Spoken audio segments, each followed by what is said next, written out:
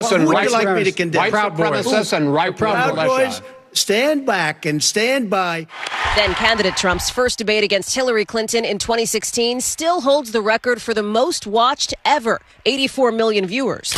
At later face-offs, the two sparring over foreign policy and Russia's Vladimir Putin. Well, that's because he'd rather have a puppet as president of the United States. No puppet. And it's pretty clear. You're the puppet. Mr. Trump memorably looming behind his opponent on stage. At other points, delivering personal attacks. Such a nasty woman.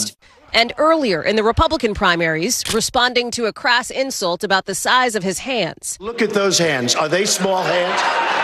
I guarantee you there's no problem. Now, tonight, Vice President Harris hoping to make good on past pledges. I'd wipe the floor with him. But according to the rules of this debate, it's former President Trump who will get the last word. We're going to make it great again. Now, some of those moments that you just saw may be mitigated by the rules we've been talking about at tonight's debate. Think about those mics muted when it's not each candidate's turn to speak. That may cut down on some of that overtalk or interruptions, if you will. There's also, of course, the rule that each candidate must stay behind their microphone. No stage wandering a la 2016. Lester, Savannah? All right. Thanks so much, Hallie. For more on what we can expect from both candidates tonight, let's bring in President Biden's former White House Press Secretary Jen Psaki and Donald Trump's former Deputy White House Press Secretary Hogan Gidley. Good to have both of you here today. Jen, let me start with you. I think it's fair to say a lot of Democrats were rattled by those latest New York Times Siena poll numbers. Is part of the vice president's mission and task tonight to reassure Democratic voters that all is well? I think it's part of the mission, but the other part of the mission is to think about that 28% and that same poll of people who want more information about her. So what's tricky about this, Lester, if you're the vice.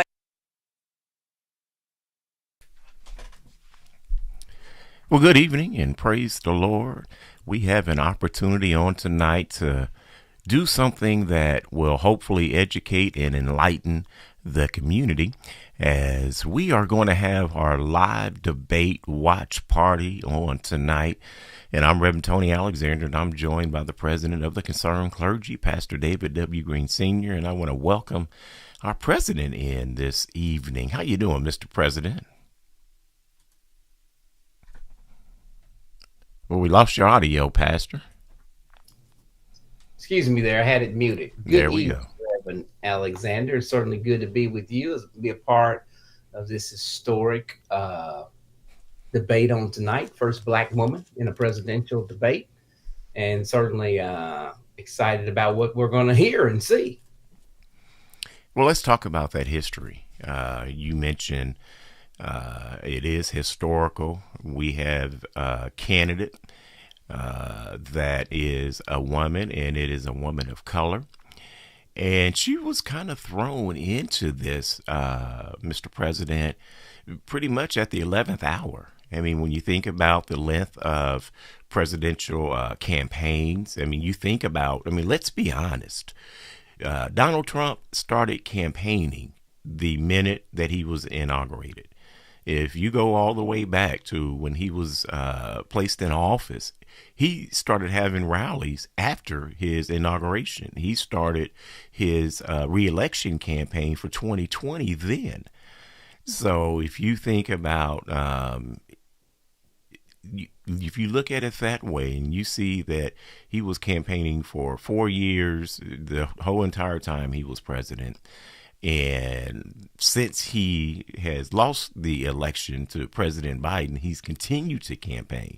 So he's pretty much been on a campaign here for, the last 7.5, almost 8 years now. And Vice President Kamala Harris, she's only been campaigning for president just a few weeks, Pastor Green. Clearly, we have a huge contrast. You're talking about one person who didn't accept the election in 2020, is an election denier. He never stopped running because he never accepted his defeat. And Kamala Harris, just got in, and you have to say hats off to be this far in 5 weeks, basically, roughly, a little over a month. She's had to say, let me get my team together, get up to speed, get a vice president, and run for president of the United States of America. and do it well, build momentum, and accomplish that in 5 weeks is phenomenal. That's just huge because you're in the role of vice president. The president, it's at the time, or still President Joe Biden he said he's going to run. You're not thinking about running for president or putting anything in motion. You can't even possibly do that. But she's been able to do this with a phenomenal amount of organization, skill, build momentum, and create excitement. The Democrat campaign in Chicago was phenomenal. To pull all that together, you got to have some good people around you. So it's not that she did it by herself, but her ability to assemble a team to get that done with professionals and almost like not miss a beat, that is phenomenal. It's kudos to that type of effort to make that type of thing happen, because it's not easy. Well, it's certainly not easy. And it's extremely difficult. She did have at least the ability to tap into President Biden's team that was helping run his election and some of those individuals. But yet, I'm sure she would have rather to been able to at least have that entire team be her own team, as she's selected. So she was kind of, not just dealt a hand in which she had to do everything in such an expedited fashion, but then she had to accept at least some of the things that were already in motion and not be able to put, I'll say, her, her own flavor on it, the Kamala flavor, if you will. But I still think, Pastor Green, she's done an excellent job of being able, at least to this point, to be able to at least let people know here's who she is, and be able to show folks the difference between herself and President Biden. And that's a difficult needle to thread, right? Because you're currently the vice president, so you can't be way off from the president, but at the same time, you are your own person, and you might have some different thoughts and ideas. So you're walking a thin line at the moment, trying to say, okay, I'm the vice president, so I need to support the president in his current decisions, but also communicate that if elected president, there are some things that I probably will do differently, or not totally philosophically, I don't expect that, but some things that you would tweak and change. And so she's been talking about opportunity. That's kind of her message. And so I anticipate her expanding on that probably tonight as well in conversations, because she's targeting the middle class. She's intentionally talking about she wants all Americans to have an opportunity. And so that's a little bit different message than you've heard from President Biden. And people need to hear about that message as we go through the next few days, several days on the way to the election in November. And I guess I have, a question that I'd like for those that are watching with us. And before I even go there, I think it's important that our people not just get registered, but they actually go out and vote and tune in to debates such as this, so that they can be informed as much as possible, not just watch clips on TikTok, not just, watch what, is playing on the various news stations, whether it be later tonight or in the morning, because they're all going to be sharing the same clips, but be able to watch it in its entirety so that you can get an understanding for where the candidates stand and what the differences are between the candidates. And it's important because now we are in that TikTok society, Pastor Green, where I'm going to get whatever the soundbite is, and whatever that soundbite is, that's what, everybody's going to run with. Yeah, because you can almost know what the sound bites are going to be. If you know Donald Trump, he's definitely going to claim he won. If he didn't, he's going to claim he was set up in some way and play role of victim he was taken advantage of. So that's his history. That's what he's typically done. So we know that. So you got to watch to really know and say, okay, hey, not based on the candidate, but based on the candidate's information that they share. How do you feel about it? And not take that from somebody in TikTok who pulls it out, maybe changes words, et cetera. Because we got a lot of clearly a lot of misinformation. Russians that were, recently pushed back on by DOJ because they're trying to alter the election. And so you got all that going on today. So you really just want to hear for yourself, what's going on, not through a TikTok video or Instagram video or some other type of video information. Well, Pastor, I've also asked the question, who has the best opportunity to gain voters from this debate? So I've thrown that out, and we have someone that says neither. And, I'm curious, Antonio, why you would say neither. And I guess if I can at least add my own input on there, I do believe that it'll be difficult for former President Donald Trump to gain voters, because it doesn't seem like through his campaign season that he has been doing that. He seems to have reached a crescendo, a plateau, if you will, of being in the, mid to high 40s in his voters and approval rating. But I would think, but, Antonio thinks differently. He says neither one. I would think that maybe Vice President Harris would maybe have an opportunity to pick up some folks who maybe do not know who she is. Yeah, I would agree with that assessment. I don't think Donald Trump is targeting additional people. He's pretty much doing dog whistles to his base for his base to turn out. And if his base turns out and the other side doesn't turn out to that number, then he obviously wins. He's not built his campaign with the selection of his vice president, et cetera, signaling that he really wants to attract additional people. Rem Alexander, his focus is on, let me just get my people to turn out on the agenda that I have, and feel like that will outnumber others who may disagree, because there's not going to be enough of them to show up at the ballot box and to vote. And that goes back to, there's so many people who registered, but such a small percentage of them that will actually go vote. Donald Trump counts on, well, they're not going to show up to vote. They may differ from him philosophically, but they're not going to vote. So it's not going to matter.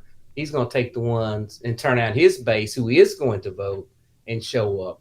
And I'm not sure he's trying to necessarily attract a bunch of other voters.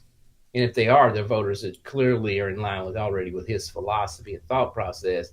But that's not a huge number. He's content alienating certain segments. He knows he's doing that. He's committed to doing that. But he believes he can win, and he did win in 2020 with that approach. The question is, will it, or not in 2020, but in 2016. The question is, can he do that in 2024? Will that approach work then, or will people rise up and be energized and vote for Kamala Harris? And that therein lies the closeness of the race. Is, that's still the magical question. Will the people say, and so while Kamala has the opportunity to firm up people to say, yeah, let me go ahead and vote. Let me go and not just sit on the fence, because originally it was about, there's just two old guys running. Well, now we just got one old guy running. And so will those people say, I'm going to go vote or not? And they need to know Kamala a little bit to go do that. So I think she has more of an opportunity to do so, and wants to do so. She would want to reach those undecided voters versus Donald, who's really speaking to his base. I think we'll see former President Trump speaking to his base. I'm not sure he's going to be talking tonight trying to attract quote unquote new voters. So we're going to be watching the debate. We'll be watching it live. We're going to have our live feed continue to just scroll as the debate is ongoing. And in live time as you're hearing and as you're watching. Feel free to comment in the feed. We'll be doing the same. It will be as commercial breaks we'll be coming back live, and we'll try to add some commentary as well at that time. Pastor Green and myself will. But the once again, the important piece is, what is it? It is making sure that you are watching this in its entirety, and not just watching those sound bites. And then, Pastor Green, when you talk about maybe gaining those voters and hoping that they will come out to vote, and Trump not actually looking to gain more voters, I do believe that there is an effort to stifle the votes of many. You're seeing purging of voter rolls. You're hearing in Florida where DeSantis is having the election police come out and they're targeting folks. You're hearing a lot about mail-in voting, about how it's not right and how there's going to be lawsuits. We're hearing in Georgia that there is a group that is already setting the stage to not certify the election results in certain counties. So all of those efforts to scare folks and then to take away the votes of those that do come out, as well as some of the legislation that, and we, Pastor Green, we forget this, there was a lot of legislation that was put in after 2020 by several states that would affect people's ability to come out and vote. Texas is one of those other states that's doing a lot of that work, Rem Alexander, to limit people's participation in voting, to make it much more challenging.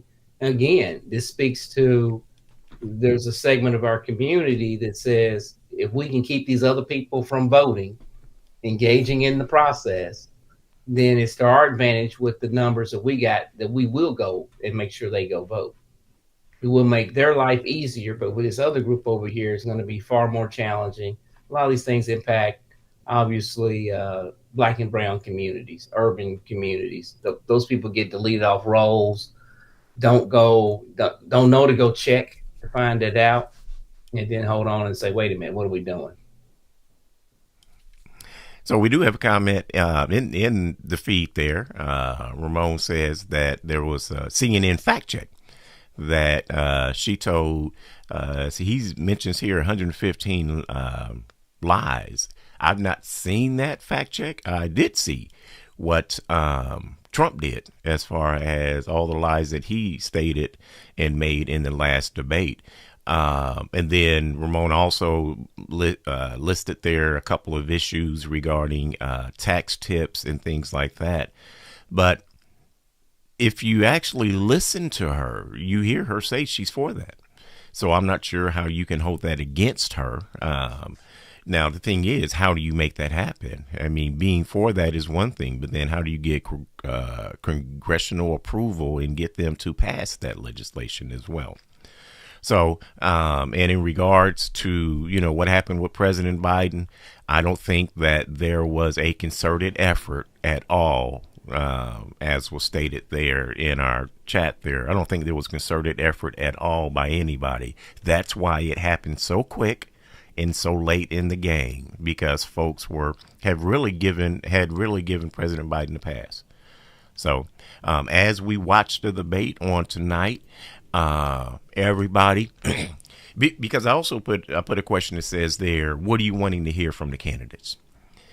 So a lot of the rhetoric, a lot of what you heard from talking heads, from certain news stations that may lean a certain way, let's throw all that out the window and let's listen to the candidates. And also, let's listen to the candidates and then match their record with what they say.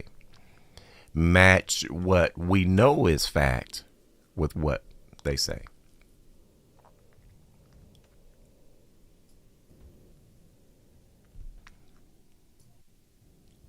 So So, Mr. President, I believe that if we can take those, I'll say, preconceived notions and ideas that we have, because right now the country's divided. A lot of folks are, just divided, and they're going to stand their ground regardless.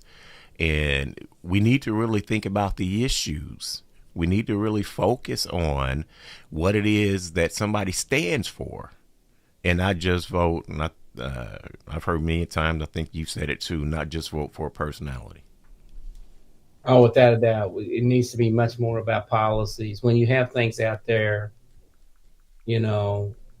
Project 2025, et cetera, that are policy based, you need to understand that. So what's the policies? And, get past one policy, but, think about in the multiplicity of policies, where are you? Is this where you are at? Is really where you think is best for quote unquote America, and really even get past self. I mean, you should vote for your self-interest, but think and say, now, how does this really work and impact things? Because there are Project 2025 is a policy document. It's over 900 pages. Now, go look at that and say, now, do you agree with the majority of those policies? Then, okay, you vote a certain way. But if you don't agree with the majority of those policies, did you vote a different way? Look at those policies. Read the policies. The policies are available. It's on the internet. Project 2025, do a Google, and don't read, what somebody's summary is, but say, now go look at the policies that make it up and say, hey, do you want to get rid of the Department of Education? You think that's going to help America and, young people and children? No, we're going to get rid of the Department of Education. Okay. And on down the line, because there's more than one, and say, now this is how does this make sense? And how does that improve things for America? And for me, for America, it's not just a top end piece of America, the top 1 or 2%. I can see why they would agree with Project 2025. If I got enough money, then I don't worry about any of that, because my money says private schools for my children or grandchildren, etc. So I'm exempt from Project 2025 if I'm in a certain tax bracket. But for everybody who's not in that tax bracket, which is the majority of Americans, you got to look and say, now, how do you make this make sense for the rest of us who are not the top 1%? That's my question. To go and look at it through that lens. I get it why somebody at the top would. But I also, want to also clarify, when you talk about fact checks, when you do those fact checks, there's nothing there that says CNN said that she lied 115 times. They only mentioned like 5 questionable items that they had. So while we're talking about fact checking, that's one of those areas. And then, this isn't just, as comment made in feed, this isn't just about Democrats and Republicans. Let's talk about quality of life. Pastor Green, you just mentioned Project 2025, and I'm sure it's going to come up when the debate begins. When the debate starts, I'm sure Project 2025 is going to come out.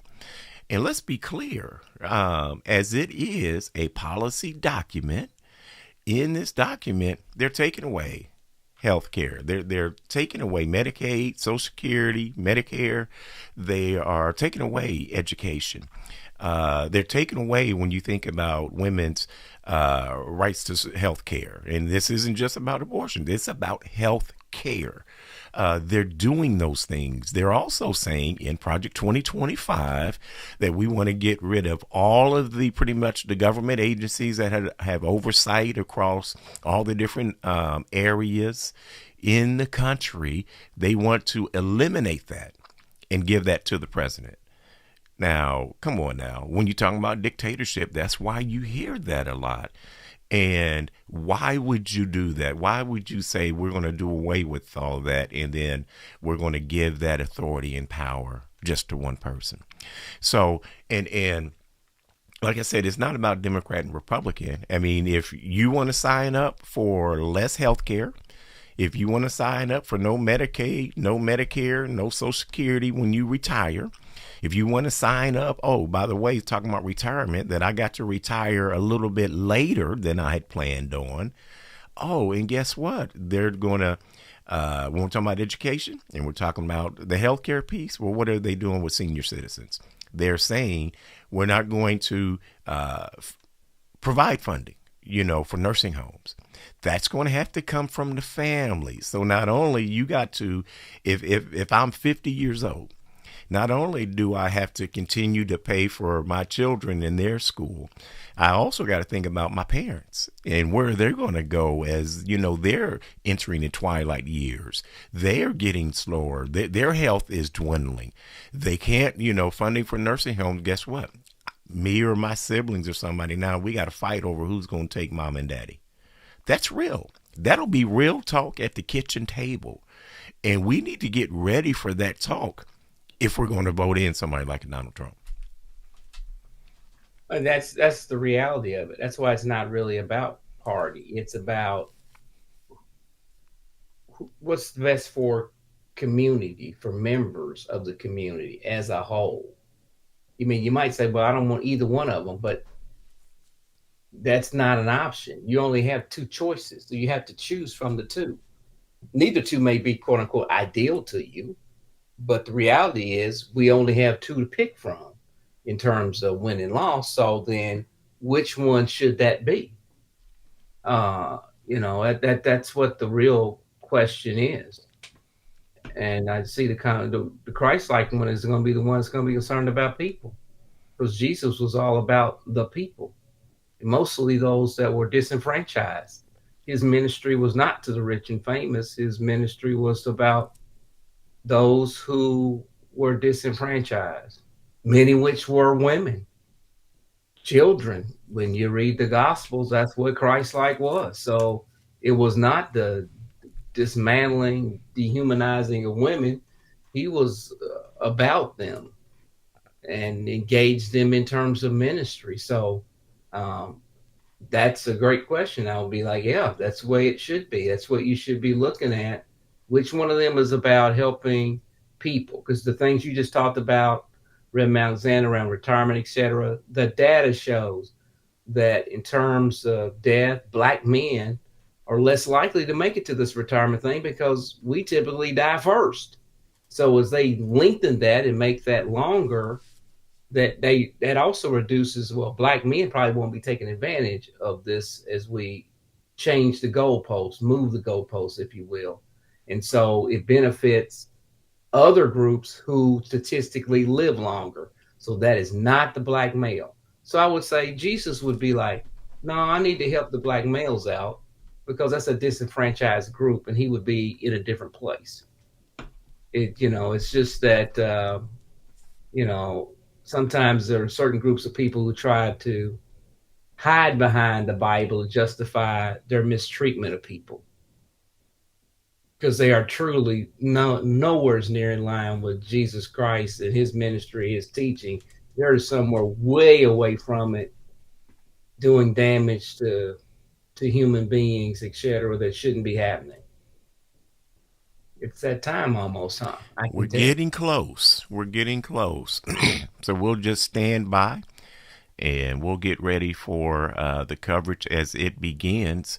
But I do think that let's take advantage of this opportunity where you can hear the candidates, and you can debate the debate rules if you want to. You can debate the debate rules. That being, muted mics or, how much time they have or any of that. You can debate all of that. But what you still have to listen and you have to evaluate. And, let's not do that from a lens of, well, I've already made up my mind. Let's, especially for those that are on the fence, look at how does it affect you? How is it that it would affect your family? Like what I just talked about. Well, we would be signing up, Pastor Green, telling our kids, if we were telling them to vote for Donald Trump, we're telling them, I want you to take care of me when I get older. That's basically what you tell them. You know, plan on not just sending your own kids to college, but about that time, you know, as I'm getting slower and I'm getting older, I may need you to start taking care of me as well. And you already have enough families that are dealing with that. With those issues, as we have certain benefits that are in place that are helping, and that will go away. So we're almost there, Mr. President. You got any kind of like some final words you want to encourage folks as we're getting ready to listen to our candidates? Just want to encourage people to take advantage of this historical moment and hear people out. So what we'll do, we'll be listening, we'll be watching, we'll be continuing. You feel free to comment in the feed as the debate is going on. We'll be doing the same. And then we'll be coming back to our commercial breaks, and we'll be commenting on what we've heard and also some of the things that you all have said. But we're anticipating that this will be I'll say a widely viewed presidential debate, Pastor Green. But I'll be honest, what does concern me is folks are so much, I'll say, stuck in their positions, in the personality, and not willing to actually be open-minded to the issues piece of it. And that's what can really hurt us. So they're getting ready to get started. Mr. President, we're going to go ahead and join them, and then we'll come back here. I'll say here, well, they haven't actually started yet. They're just showing photos of the venue, it looks like. But we're going to go ahead, and I guess we'll plan to come back when they take their first commercial break. So there we go. We got the ABC News anchors. They're on. So, Mr. President, I'll see you at our first commercial break. All of you on Facebook, we'll see you shortly. The most consequential event of their campaigns, with Election Day now less than 2 months away. For Vice President Kamala Harris, this is her first debate since President Biden withdrew from the race on July 21st. Of course, that decision followed his debate against President Donald Trump in June. Since then, this race has taken on an entirely new dynamic. And that brings us to the rules of tonight's debate. 90 minutes with 2 commercial breaks. No topics or questions have been shared with the campaigns.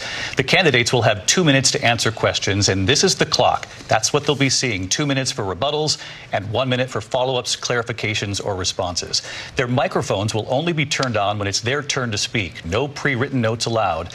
There is no audience here tonight in this hall at the National Constitution Center. This is an intimate setting for 2 candidates who have never met. President Trump won the coin toss. He chose to deliver the final closing statement of the evening. Vice President Harris selected the podium to the right.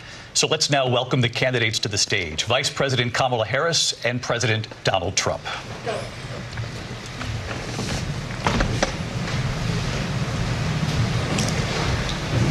Kamala Harris. Let's have a good debate. Nice to see you. Have fun. Thank you. Welcome to you both. It's wonderful to have you. It's an honor to have you both here tonight. Good evening. We are looking forward to a spirited and thoughtful debate. So let's get started. I want to begin tonight with the issue that voters repeatedly say is their #1 issue, and that is the economy and the cost of living in this country. Vice President Harris, you and President Trump were elected 4 years ago, and your opponent on the stage here tonight often asks his supporters, are you better off than you were 4 years ago? When it comes to the economy, do you believe Americans are better off than they were 4 years ago? So I was raised as a middle-class kid. And I am actually the only person on this stage who has a plan that is about lifting up the middle class and working people of America. I believe in the ambition, the aspirations, the dreams of the American people. And that is why I imagine and have actually a plan to build what I call an opportunity economy. Because here's the thing. We know that we have a shortage of homes and housing, and the cost of housing is too expensive for far too many people. We know that young families need support to raise their children, and I intend on extending a tax cut for those families of $6,000, which is the largest child tax credit that we have given in a long time so that those young families can afford to buy a crib, buy a car seat, buy clothes for their children. My passion, one of them, is small businesses. My mother raised my sister and me, but there was a woman who helped raise us. We call her our second mother. She was a small business owner. I love our small businesses. My plan is to give a $50,000 tax deduction to start-up small businesses, knowing they are part of the backbone of America's economy. My opponent, on the other hand, his plan is to do what he has done before, which is to provide a tax cut for billionaires and big corporations, which will result in $5 trillion to America's deficit. My opponent has a plan that I call the Trump's sales tax, which would be a 20% tax on everyday goods that you rely on to get through the month. Economists have said that Trump sales tax would actually result for middle-class families in about $4,000 more a year because of his policies and his ideas about what should be the backs of middle-class people paying for tax cuts for billionaires. President Trump, I'll give you 2 minutes. First of all, I have no sales tax. That's an incorrect statement. She knows that. We're doing tariffs on other countries. Other countries are going to finally, after 75 years, pay us back for all that we've done for the world. And the tariff will be substantial in some cases. I took in billions and billions of dollars, as you know, from China. In fact, they never took the tariff off because there was so much money they can't. It would totally destroy everything that they've set out to do. They're taking in billions of dollars from China and other places. They've left the tariffs on. When I had it, I had tariffs, and yet I had no inflation. Look, we've had a terrible economy because inflation which is really known as a country buster. It breaks up countries. We have inflation like very few people have ever seen before, probably the worst in our nation's history. We were at 21%, but that's being generous because many things are 50, 60, 70, and 80% higher than they were just a few years ago. This has been a disaster for people, for the middle class, but for every class. On top of that, we have millions of people pouring into our country from prisons and jails, from mental institutions and insane asylums, and they're coming in and they're taking jobs that are occupied right now by African Americans and Hispanics, and also unions. Unions are going to be affected very soon. And you see what's happening. You see what's happening with towns throughout the United States. You look at Springfield, Ohio. You look at Aurora in Colorado. They are taking over the towns. They're taking over buildings. They're going in violently. These are the people that Xi and Biden led into our country, and they're destroying our country. They're dangerous. They're at the highest level of criminality, and we have to get them out. We have to get them out fast. I created one of the greatest economies in the history of our country.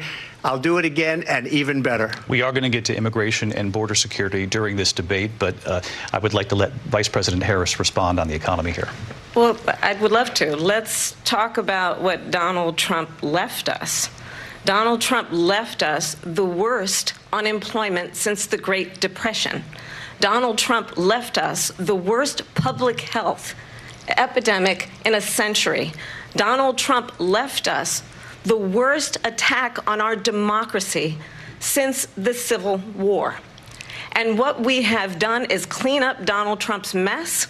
What we have done and what I intend to do is build on what we know are the aspirations and the hopes of the American people. But I'm going to tell you all in this debate tonight, you're going to hear from the same old tired playbook, a bunch of lies, grievances, and name-calling. What you're going to hear tonight is a detailed and dangerous plan called Project 2025 that the former president intends on implementing if he were elected again. I believe very strongly that the American people want a president who understands the importance of bringing us together, knowing we have so much more in common than what separates us.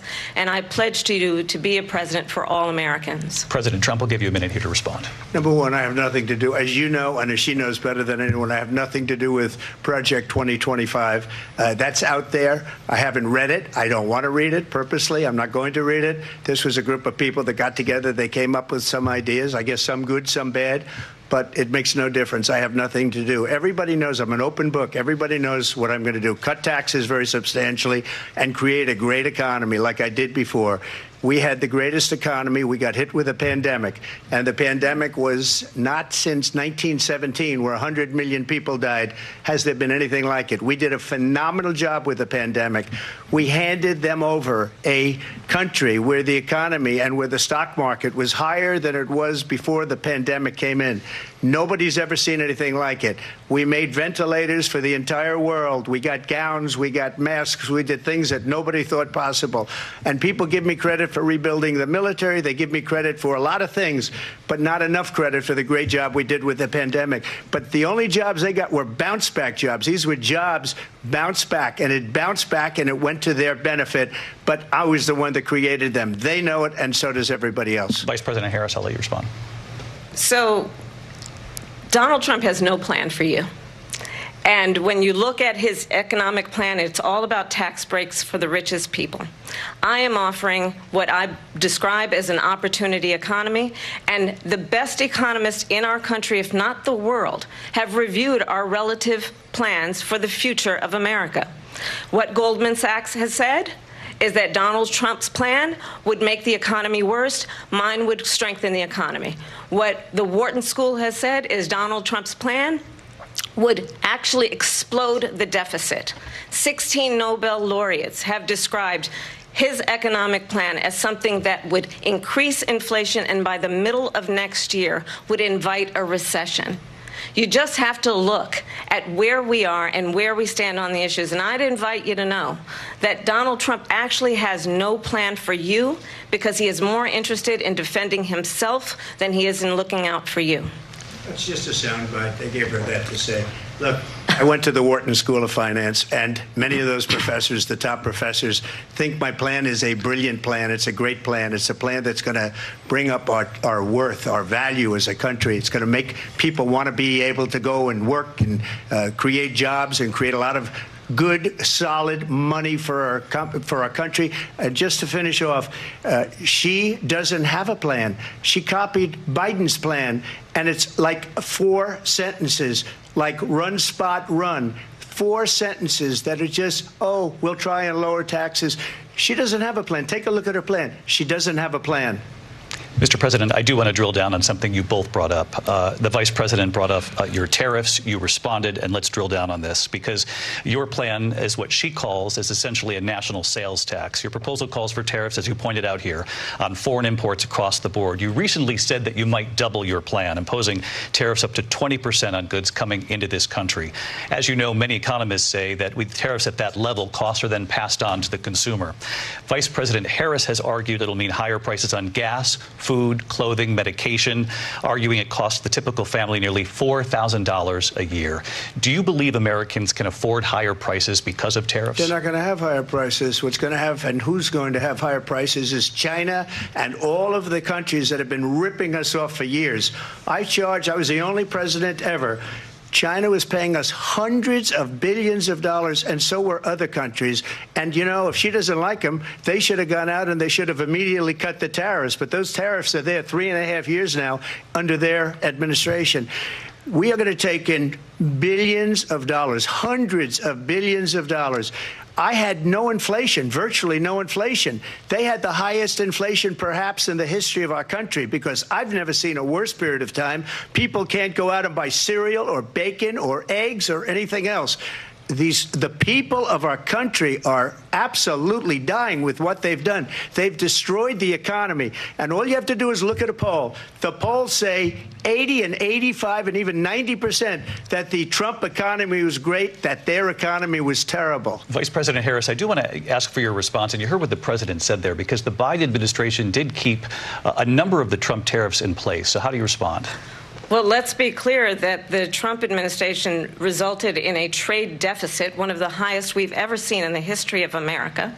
He invited trade wars. You want to talk about his deal with China? What he ended up doing is, under Donald Trump's presidency, he ended up selling American chips to China to help them improve and modernize their military, basically sold us out when a policy about China should be in making sure the United States of America wins the competition for the 21st century, which means focusing on the details of what that requires, focusing on relationships with our allies, focusing on investing in American-based technology so that we win the race on AI, on quantum computing, focusing on what we need to do to support America's workforce so that we don't end up having on the short end of the stick in terms of workers' rights. But what Donald Trump did, let's talk about this, with COVID, is he actually thanked President Xi for what he did during COVID. Look at his tweet.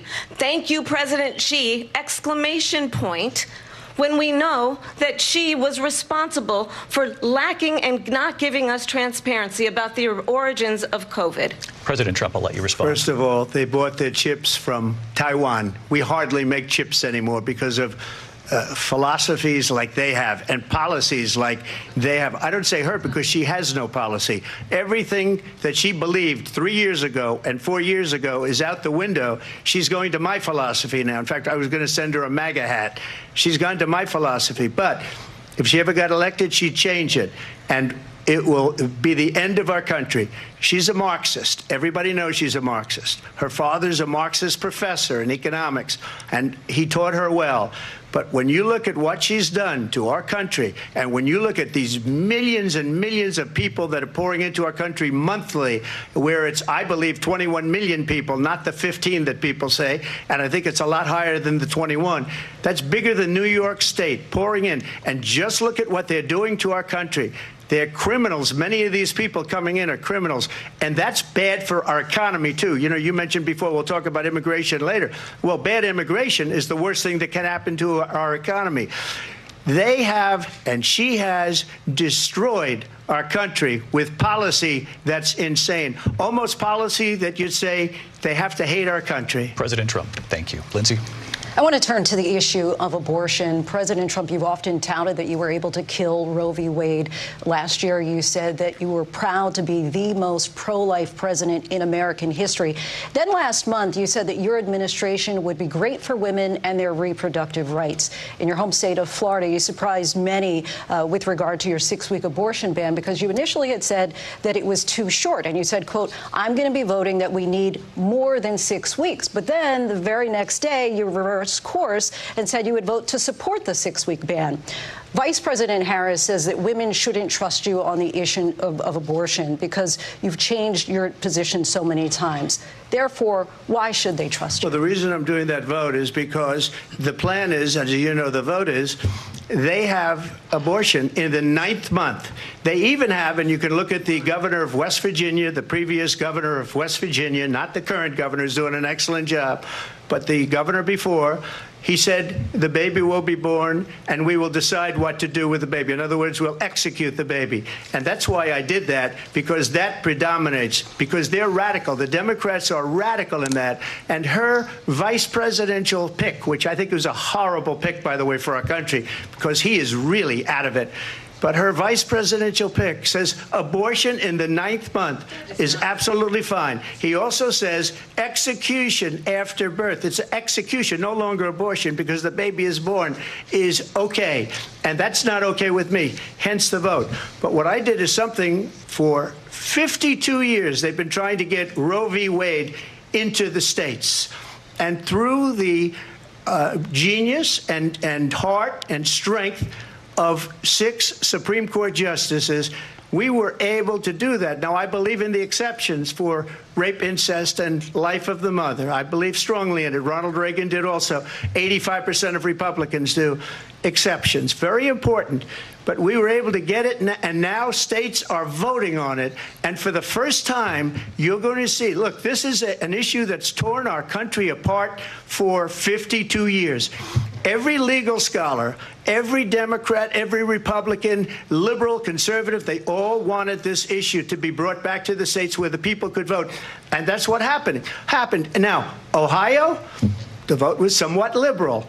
Kansas, the vote was somewhat liberal, much more liberal than people would have thought.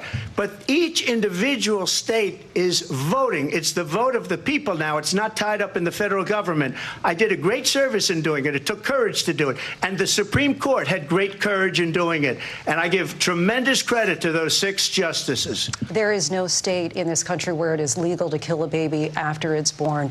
Madam Vice President, I want to get your response to President Trump. Well, as I said, you're going to hear a bunch of lies, and that's not actually a surprising fact. Let's understand how we got here. Donald Trump hand-selected 3 members of the United States Supreme Court with the intention that they would undo the protections of Roe v. Wade. And they did exactly as he intended. And now in over 20 states, there are Trump abortion bans, which make it criminal for a doctor or nurse to provide health care. In one state, it provides prison for life. Trump abortion bans that make no exception even for rape and incest, which understand what that means. A survivor of a crime of violation to their body does not have the right to make a decision about what happens to their body next. That is immoral. And one does not have to abandon their faith or deeply held beliefs to agree. The government, and Donald Trump certainly, should not be telling a woman what to do with her body. I have talked with women around our country. You want to talk about this is what people wanted? Pregnant women who want to carry a pregnancy to term, suffering from a miscarriage, being denied care in an emergency room because the healthcare providers are afraid they might go to jail, and she's bleeding out in a car in the parking lot. She didn't want that. Her husband didn't want that. A 12 or 13-year-old survivor of incest being forced to carry a pregnancy to term. They don't want that.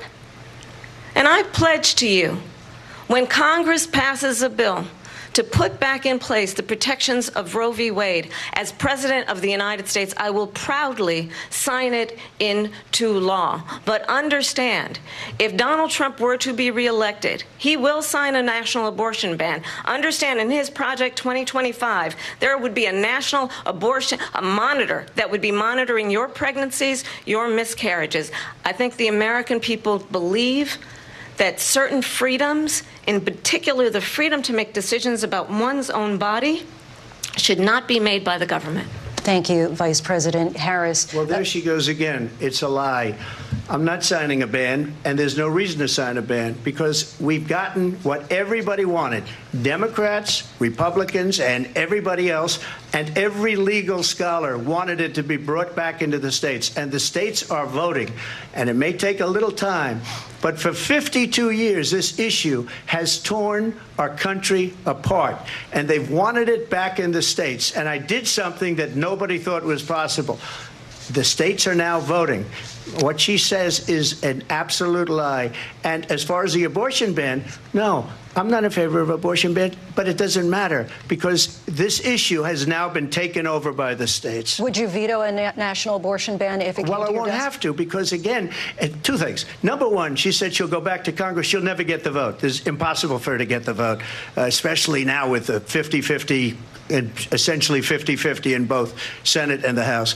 She's not going to get the vote. She can't get the vote. She won't even come close to it. So it's just talk. You know what it reminds me of? When they said they're going to get student loans terminated, and it ended up being a total catastrophe. The student loans, and then I think probably her boss, if you call him a boss, he spends all his time on the beach. But look, her boss went out and said, we'll do it again. We'll do it a different way. And he went out, got rejected again by the Supreme Court. So all these students got taunted with this whole thing about this whole idea. And how unfair that would have been, part of the reason they lost, to the millions and millions of people that had to pay off their student loans. They didn't get it for free. But they were saying it's the same way that they talked about that they talk about abortion. But if I could just get a yes or no, because your running mate, J.D. Vance, has said that you would veto if it did come to your desk. Well, I didn't discuss it with J.D. In all fairness, J.D., and I don't mind if he has a certain view, but I think he was speaking for me, but I really didn't. Look, we don't have to discuss it, because she'd never be able to get it, just like she couldn't get student loans. They couldn't get student loans. They didn't even come close to getting student loans. They taunted young people and a lot of other people that had loans. They can never get this approved. So it doesn't matter what she says about going to Congress. Well, wonderful. Let's go to Congress, do it. But the fact is that for years they wanted to get it out of Congress and out of the federal government. And we did something that everybody said couldn't be done. And now you have a vote of the people on abortion. Vice President Harris, I want to give you your time to respond. But I do want to ask, would you support any restrictions on a woman's right to an abortion? I absolutely support reinstating the protections of Roe v. Wade. And as you rightly mentioned, nowhere in America is a woman carrying a pregnancy to term and asking for an abortion. That is not happening. It's insulting to the women of America. And understand what has been happening under Donald Trump's abortion bans. Couples who pray and dream of having a family are being denied IVF treatments. What is happening in our country?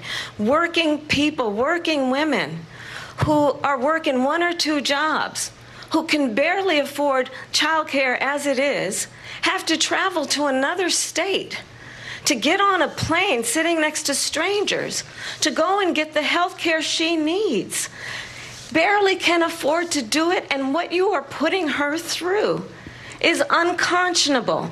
And the people of America have not, the majority of Americans believe in a woman's right to make decisions about her own body. And that is why in every state where this issue has been on the ballot, in red and blue states both, the people of America have voted for freedom. Vice President Harris, excuse me, I have to respond. Another lie. It's another lie. I have been a leader on IVF, which is fertilization. The IVF, I have been a leader. In fact, when they got a very negative decision on IVF from the Alabama courts, I saw the people of Alabama and the legislature 2 days later voted it in. I've been a leader on it. They know that, and everybody else knows it. I have been a leader on fertilization, IVF. And the other thing, you should ask, will she allow abortion in the 8th month, 9th month, 7th month? Come on. Okay, would you do that? Why don't you ask her that question? Why don't you answer the question? Would you because veto? Under Roe v. Wade, you could do abortions in the 7th month, the 8th month, the 9th That's month, not true. and probably after birth. Just look at the governor, former governor of Virginia. The governor of Virginia said we put the baby aside and then we determine what we want to do with the baby. President Trump, thank you. We're going to turn now to immigration and border security. We know it's an issue that's important to Republicans, Democrats, voters across the board in this country. Vice President Harris, you were tasked by President Biden with getting to the root causes of migration from Central America. We know that illegal border crossings reached a record high in the Biden administration. This past June, President Biden imposed tough new asylum restrictions. We know the numbers since then have dropped significantly. But my question to you tonight is, why did the administration wait until 6 months before the election to act? And would you have done anything differently from President Biden on this? So I'm the only person on this stage who has prosecuted transnational criminal organizations for the trafficking of guns, drugs, and human beings. And let me say that the United States Congress, including some of the most conservative members of the United States Senate, came up with a border security bill which I supported. And that bill would have put 1,500 more border agents on the border to help those folks who are working there right now overtime trying to do their job. It would have allowed us to stem the flow of fentanyl coming into the United States. I know there are so many families watching tonight who have been personally affected by the surge of fentanyl in our country. That bill would have put more resources to allow us to prosecute transnational criminal organizations for trafficking in guns, drugs, and human beings. But you know what happened to that bill? Donald Trump got on the phone, called up some folks in Congress and said, kill the bill. And you know why? Because he'd prefer to run on a problem instead of fixing a problem.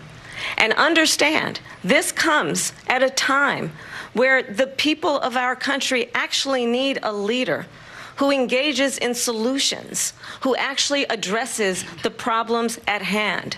But what we have in the former president is someone who would prefer to run on a problem instead of fixing a problem.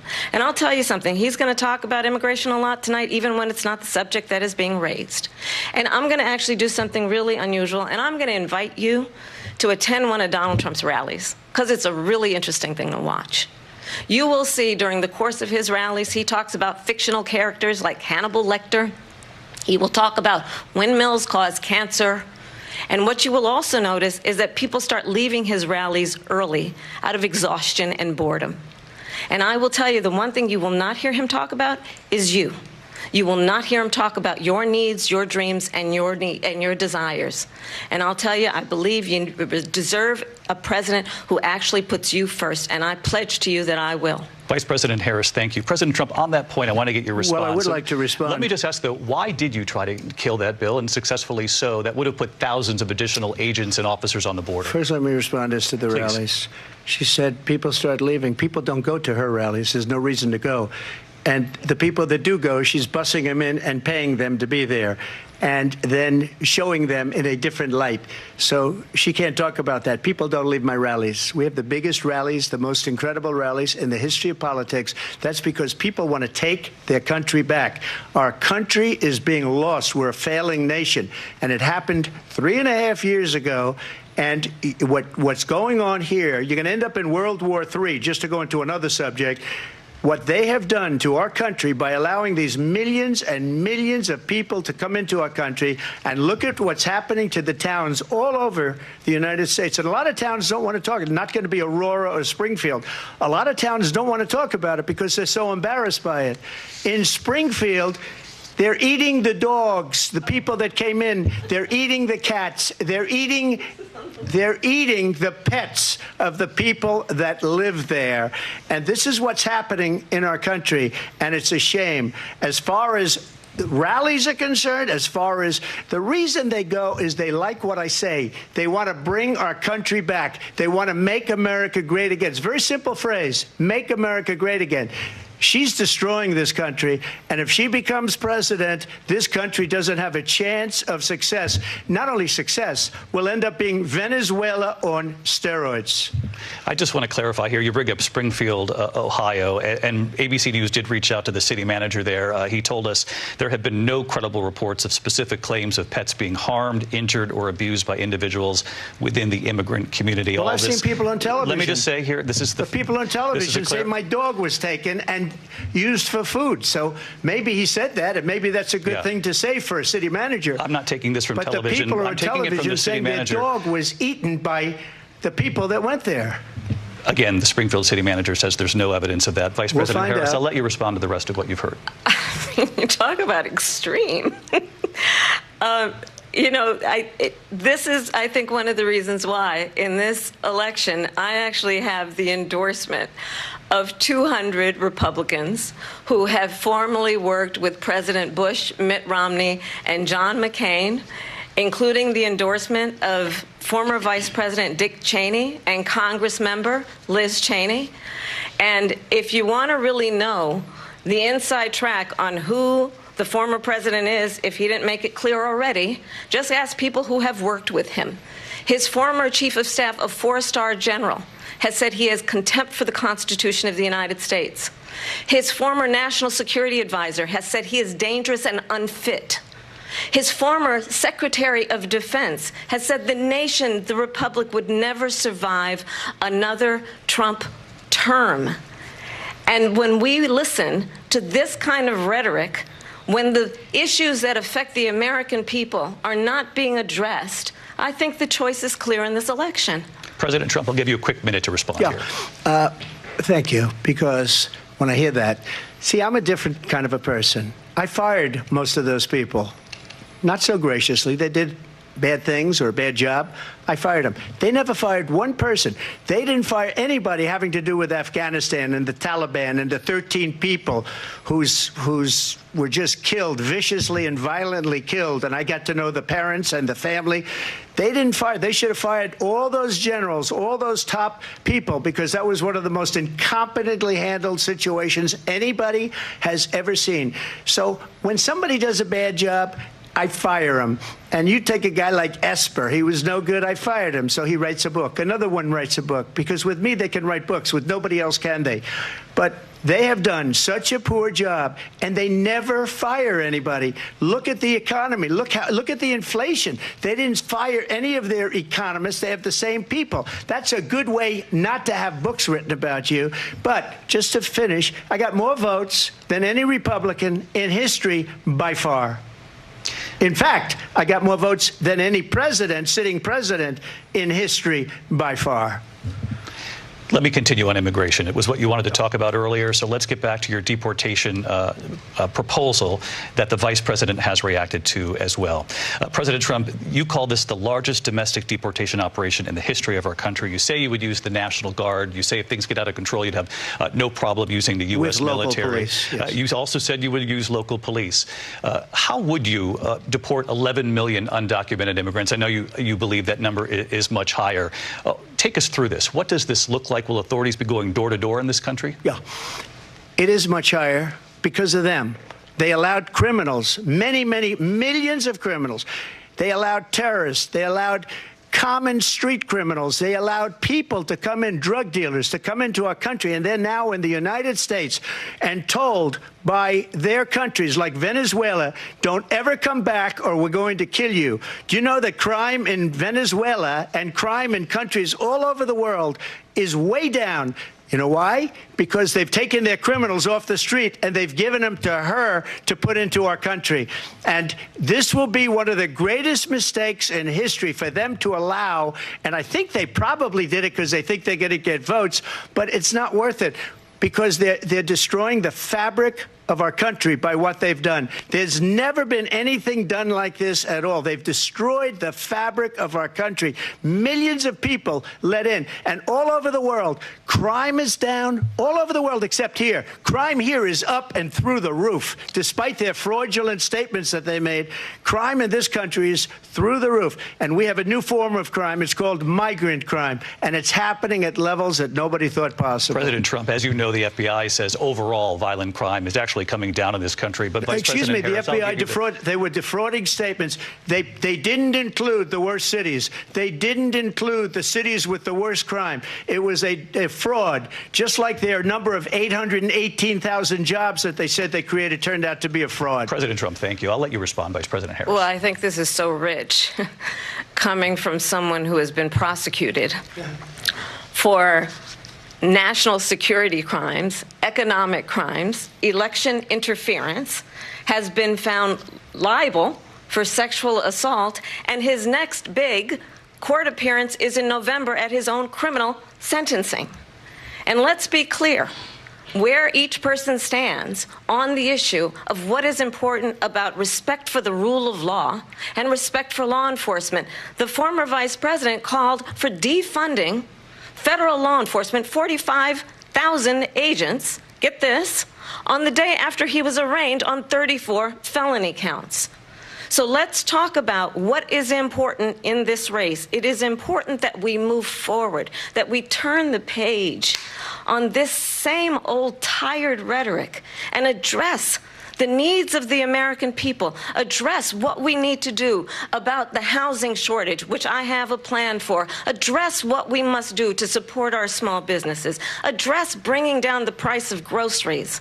But frankly, the American people are exhausted with this same old tired playbook. Vice President Harris, thank you. Excuse me. Every one of those cases was started by them against their political opponent. And I'm winning most of them, and I will win the rest on appeal. And you saw that with the decision that came down just recently from the Supreme Court. I'm winning most of them. But those are cases, it's called weaponization. Never happened in this country. They weaponized the Justice Department. Every one of those cases was involved with the DOJ, from Atlanta and Fani Willis to the Attorney General of New York and the DA in New York. Every one of those cases. And then they say, oh, he's a criminal. They're the ones that made them go after me. By the way, Joe Biden was found essentially guilty on the documents case. And what happened in my documents case? They said, oh, that's the toughest of them all. A complete and total victory. 2 months ago, it was thrown out. It's weaponization, and they used it, and it's never happened in this country. They used it to try and win an election. They're fake cases. President Trump, thank you. A really quick response here, Vice President Harris, on this notion of weaponization of the Justice Department. Well, let's talk about extreme and understand the context in which this election in 2024 is taking place.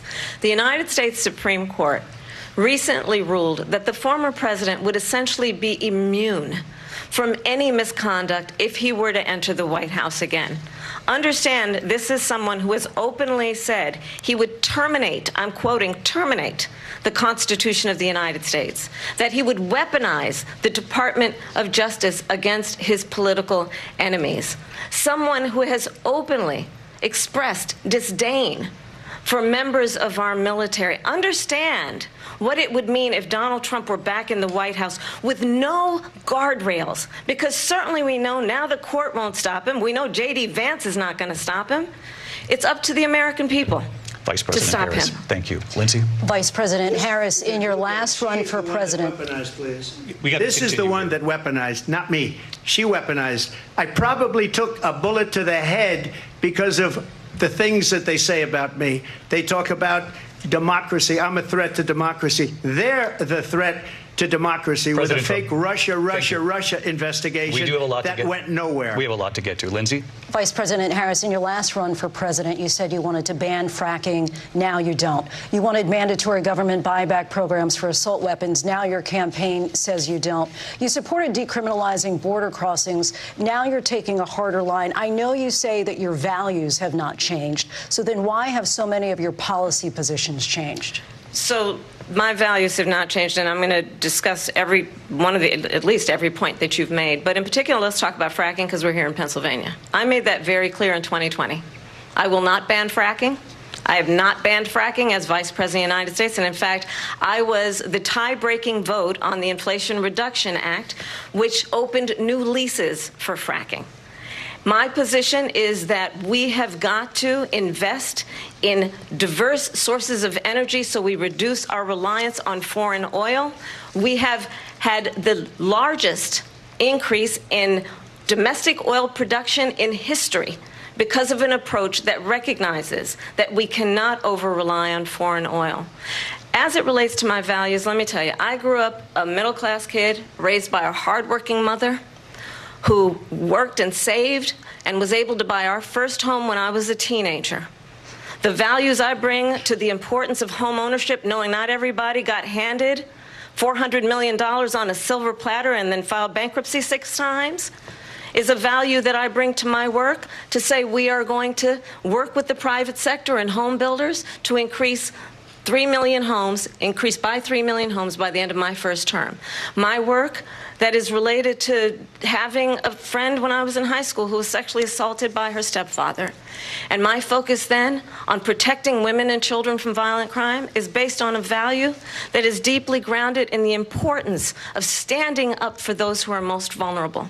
My work that is about protecting Social Security and Medicare is based on long-standing work that I have done, protecting seniors from scams. My values have not changed. And what is important is that there is a president who actually brings values and a perspective that is about lifting people up and not beating people down. And name-calling. The true measure of the leader is the leader who actually understands the strength is not in beating people down, it's in lifting people up. I intend to be that president. President Trump, your response? First of all, I wasn't given $400 million. I wish I was. My father was a Brooklyn builder, Brooklyn, Queens, and a great father, and I learned a lot from him. But I was given a fraction of that, a tiny fraction, and I built it into many, many billions of dollars, many, many billions. And when people see it, they are even surprised. So we don't have to talk about that. Fracking, she's been against it for 12 years. Defund the police, she's been against that forever. She gave all that stuff up very wrongly, very horribly, and everybody's laughing at it, okay? They're all laughing at it. She gave up at least 12 and probably 14 or 15 different policies. Like, she was big on defund the police. In Minnesota, she went out, wait a minute, I'm talking now, if you don't mind, please. Does that sound familiar? Don't lie. She went out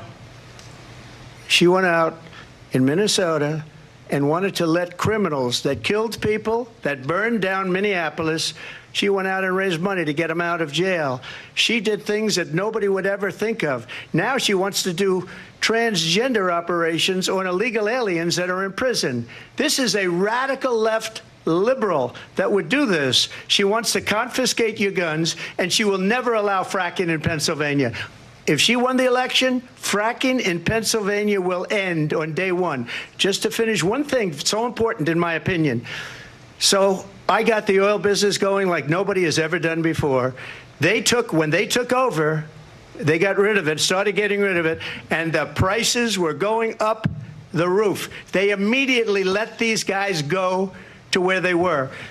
I would have been 5 times, 4 times, 5 times higher, because you're talking about 3.5 years ago.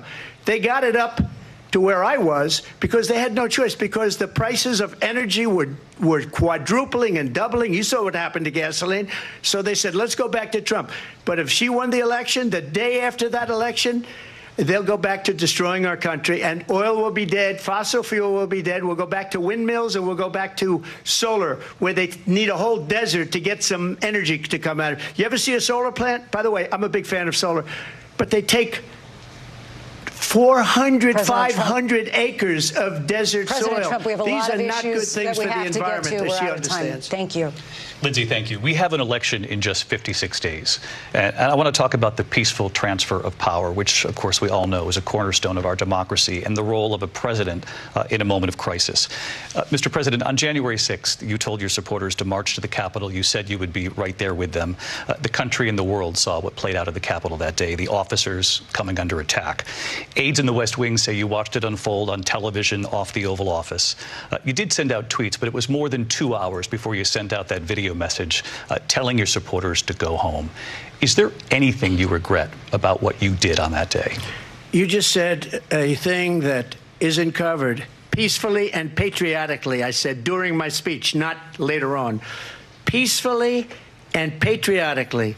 And nobody on the other side was killed. Ashley Babbitt was shot by an out-of-control police officer that should have never, ever shot her. It's a disgrace.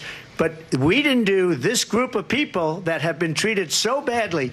I ask, what about all the people that are pouring into our country and killing people that she allowed to pour in? She was the border czar, remember that. She was the border czar. She doesn't want to be called the border czar because she's embarrassed by the border. In fact, she said at the beginning, well, I'm surprised you're not talking about the border yet. That's because she knows what a bad job they've done. What about those people? When are they going to be prosecuted? When are these people from countries all over the world, not just South America? They're coming in from all over the world, David, all over the world, and crime rates are down all over the world because of it. But let me just when are those, David, when are those people going to be prosecuted? When are the people that burned down Minneapolis going to be prosecuted? Or in Seattle, they went into Seattle, they took over a big percentage of the city of Seattle. When are those people going to be prosecuted? But let me just ask you. You might ask her that question. You were the president. You were watching it unfold on television. It's a very simple question as we move forward toward another election. Is there anything you regret about what you did on that day? Yes or no? I had nothing to do with that other than they asked me to make a speech. I showed up for a speech. I said, I think it's going to be big. I went to Nancy Pelosi and the mayor of Washington, D.C., and the mayor put it back in writing, as you know. I said, you know, this is going to be a very big rally or whatever you want to call it. And again, it wasn't done by me. It was done by others.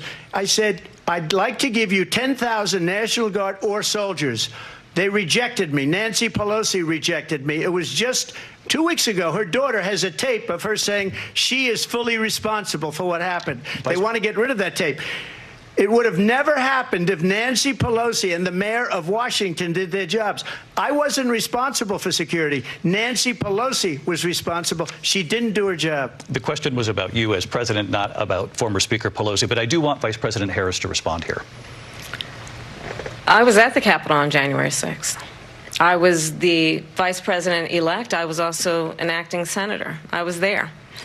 And on that day, the President of the United States incited a violent mob to attack our nation's capital, to desecrate our nation's capital. On that day, 140 law enforcement officers were injured, and some died.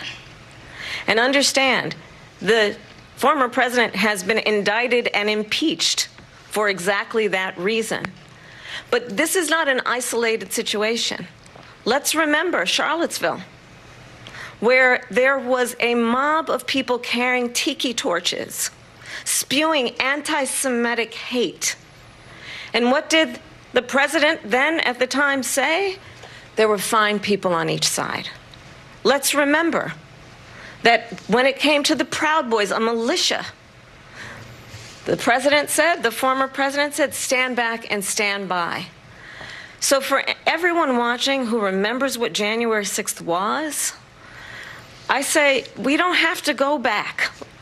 Let's not go back. We're not going back. It's time to turn the page. And if that was a bridge too far for you, well, there is a place in our campaign for you to stand for country, to stand for our democracy, to stand for rule of law, and to end the chaos, and to end the approach that is about attacking the foundations of our democracy because you don't like the outcome. And be clear on that point. Donald Trump, the candidate, has said in this election there will be a bloodbath if this and the outcome of this election is not to his liking. Let's turn the page on this. Let's not go back. Let's chart a course for the future and not go backwards to the past. Let me just follow up here. It was a different term, and it was a term that related to energy because they have destroyed our energy business. That was where bloodbath was. Also, on Charlottesville, that story has been, as you would say, debunked. Laura Ingraham, Sean Hannity, Jesse, all of these people, they covered it. If they go an extra sentence, they will see it was perfect. It was debunked in almost every newspaper, but they still bring it up, just like they bring 2025 up. They bring all of this stuff up. I ask you this. You talk about the Capitol. Why are we allowing these millions of people to come through on the southern border? How come she's not doing anything? And I'll tell you what I would do, and I would be very proud to do it. I would say we would both leave this debate right now. I'd like to see her go down to Washington, D.C. during this debate because we're wasting a lot of time. Go down to, because she's been so bad, it's so ridiculous. Go down to Washington, D.C. and let her sign a bill to close up the border because they have the right to do it. They don't need bills. They have the right to do it. The President of the United States, you'll get him out of bed. You'll wake him up at 4 o'clock in the afternoon. Right. You'll say, come on down to the office. Let's sign a bill. If he signs a bill that the border is closed, all he has to do is say it to the Border Patrol, who are phenomenal. If they do that, the border is closed. Mr. Those President, people are killing many people, unlike J6. We talked immigration here tonight. I do want to focus on this next issue to both of you because it really brings us this into focus, truth in these times that we're living in. Mr. President, for 3.5 years after you lost the 2020 election, you repeatedly falsely claimed that you won, many times saying you won in a landslide. In the past couple of weeks leading up to this debate, you have said, quote, you lost by a whisker, that you, quote, didn't quite make it, that you came up a little bit short. I said that? Are you now acknowledging that you lost in 2020? No, I don't acknowledge that at all. But I said that sarcastically. You know that. It was said, oh, we lost by a whisker. That was said sarcastically. Look, there's so much proof. All you have to do is look at it. And they should have sent it back to the legislatures for approval. I got almost 75 million votes, the most votes any sitting president has ever gotten. I was told if I got 63, which was what I got in 2016, you can't be beaten. The election, people should never be thinking about an election as fraudulent. We need two things. We need walls. And we have to have it. We have to have borders. And we have to have good elections. Our elections are bad. And a lot of these illegal immigrants coming in, they're trying to get them to vote. They can't even speak English. They don't even know what country they're in practically. And these people are trying to get them to vote. And that's why they're allowing them to come into our country. I did watch all of these pieces of video. I didn't detect the sarcasm, lost by a whisker. We didn't quite make it. And we should just point out here as clarification, and you know this, you and your allies, 60 cases in front of many judges, many of them Republican. No judge looked at it. And said they said we didn't have standing. That's the other thing. They said we didn't have standing, a technicality. Can you imagine a system where a person in an election doesn't have standing? The President of the United States doesn't have standing. That's how we lost. If you look at the facts, and I'd love to have you'll do a special on it. I'll show you Georgia, and I'll show you Wisconsin, and I'll show you Pennsylvania, and I'll show you. We have so many facts and statistics, but you know what? That doesn't matter because we have to solve the problem that we have right now. That's old news. And the problem that we have right now is we have a nation in decline. and they have put it into decline. We have a nation that is dying, David. Mr. President, thank you. Vice President Harris, you heard the president there tonight. He said he didn't say that he lost by a whisker. So he still believes he did not lose the election that was won by President Biden and yourself. But I do want to ask you about something that's come up in the last couple of days. This was a post from President Trump about this upcoming election just weeks away. He said, when I win, those people who cheated, and then he lists donors, voters, election officials, he says will be prosecuted to the fullest extent of the law, which will include long-term prison sentences. One of your campaign's top lawyers responded saying, we won't let Donald Trump intimidate us. We won't let him suppress the vote. Is that what you believe he's trying to do here? Donald Trump was fired by 81 million people. So let's be clear about that. And clearly he is having a very difficult time processing that. But we cannot afford to have a president of the United States who attempts, as he did in the past, to upend the will of the voters in a free and fair election.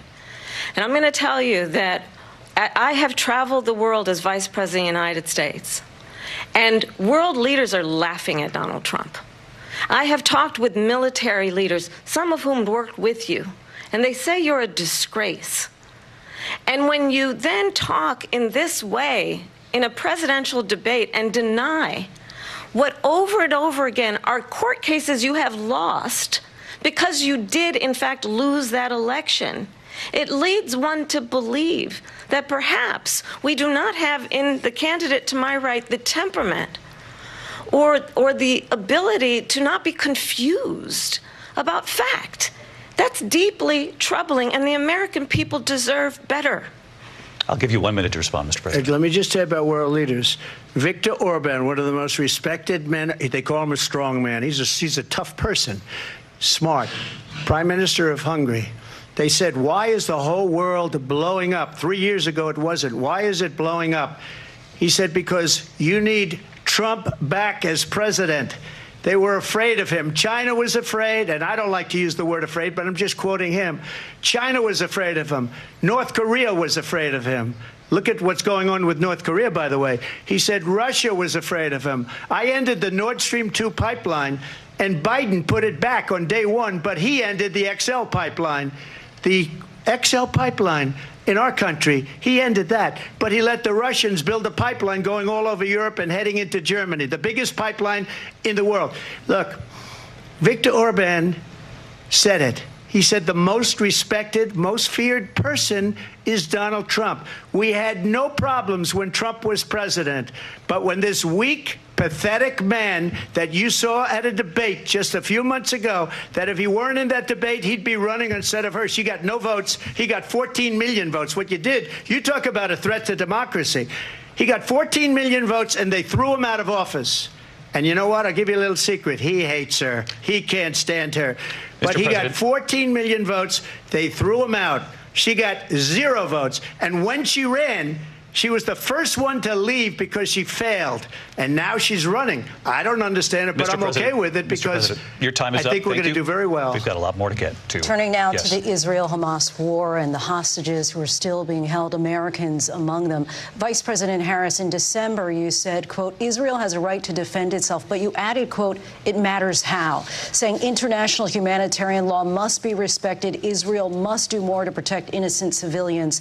You said that 9 months ago. Now an estimated 40,000 Palestinians are dead. Nearly 100 hostages remain. Just last week, Prime Minister Benjamin Netanyahu said there's not a deal in the making. President Biden has not been able to break through the stalemate. How would you do it? Well, let's understand how we got here. On October 7, Hamas, a terrorist organization, slaughtered 1,200 Israelis. Many of them young people who were simply attending a concert. Women were horribly raped. And so absolutely, I said then, I say now, Israel has a right to defend itself. We would. And how it does so matters. Because it is also true, far too many innocent Palestinians have been killed. Children, mothers. What we know is that this war must end. It must end immediately, and the way it will end is we need a ceasefire deal and we need the hostages out. And so we will continue to work around the clock on that. Work around the clock, also understanding that we must chart a course for a two-state solution. And in that solution, there must be security for the Israeli people and Israel, and in equal measure for the Palestinians. But the one thing I will assure you always, I will always give Israel the ability to defend itself, in particular as it relates to Iran and any threat that Iran and its proxies pose to Israel. But we must have a two-state solution where we can rebuild Gaza, where the Palestinians have security, self-determination, and the dignity they so rightly deserve. President Trump, how would you negotiate with Netanyahu and also Hamas in order to get the hostages out and prevent the killing of more innocent civilians in Gaza? If I were president, it would have never started. If I were president, Russia would have never, ever, I know Putin very well, he would have never, and there was no threat of it either, by the way, for 4 years, have gone into Ukraine and killed millions of people when you add it up, far worse than people understand what's going on over there. But when she mentions about Israel, all of a sudden, she hates Israel. She wouldn't even meet with Netanyahu when he went to Congress to make a very important speech. She refused to be there because she was at a sorority party of hers. She wanted to go to the sorority party. She hates Israel. If she's president, I believe that Israel will not exist within 2 years from now. And I've been pretty good at predictions, and I hope I'm wrong about that one. She hates Israel. At the same time, in her own way, she hates the Arab population because the whole place is going to get blown up. Arabs, Jewish people, Israel will be gone. It would have never happened. Iran was broke under Donald Trump. Now Iran has $300 billion because they took off all the sanctions that I had. Iran had no money for Hamas or Hezbollah or any of the 28 different spheres of terror. And they are spheres of terror, horrible terror. They had no money. It was a big story, and you know it. You covered it very well, actually. They had no money for terror. They were broke. Now they're a rich nation, and now what they're doing is they're spreading that money around. Look at what's happening with the Houthis and Yemen. Look at what's going on in the Middle East. This would have never happened. I will get that settled and fast, and I'll get the war with Ukraine and Russia ended. If I'm president-elect, I'll get it done before even becoming president. Vice President Harris, he says you hate Israel. That's absolutely not true. I have my entire career and life supported Israel and the Israeli people. He knows that. He's trying to, again, divide and distract from the reality, which is it is very well known that Donald Trump is weak and wrong on national security and foreign policy. It is well known that he admires dictators, wants to be a dictator on day one, according to himself. It is well known that he said of Putin that he can do whatever the hell he wants and go into Ukraine. It is well known that he said when Russia went into Ukraine, it was brilliant. It is well known he exchanged love letters with Kim Jong-un. And it is absolutely well known that these dictators and autocrats are rooting for you to be president again because they're so clear. They can manipulate you with flattery and favors. And that is why so many military leaders who you have worked with have told me you are a disgrace. That is why we understand that we have to have a president who is not consistently weak and wrong on national security, including the importance of upholding and respecting in highest regard our military. Vice President Harris, thank you. They're the ones, and she's the one that caused it, that's weak on national security by allowing every nation last month for the year, 168 different countries sending people into our country. Their crime rates are way down. Putin endorsed her last week, said, I hope she wins. And I think he meant it, because what he's gotten away with is absolutely incredible. It wouldn't have happened with me. the leaders of other countries think that they're weak and incompetent, and they are. They're grossly incompetent. And I just ask one question. Why does Biden go in and kill the Keystone Pipeline and approve the single biggest deal that Russia's ever made, Nord Stream 2, the biggest pipeline anywhere in the world going to Germany and all over Europe? Because they're weak and they're ineffective. And Biden, by the way, President gets paid Trump, a lot of money. Thank you. We have a lot of issues to get to. We'll be right back with much more of this historic ABC News presidential debate from the National Constitution Center right here in Philadelphia. Back in a moment.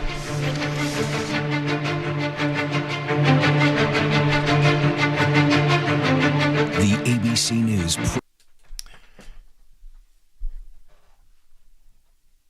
Well, Mr. President, a lot was covered there in the first few minutes, or I'll say that first hour of the presidential debate. A lot was covered. What are your thoughts, Mr. President? Well, I think that former President Donald Trump doesn't answer the questions.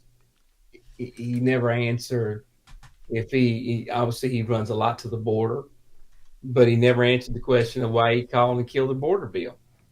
If there's so many thousands and millions and all this is going on, you would think that he would want that solved and he would have said, go ahead and do something.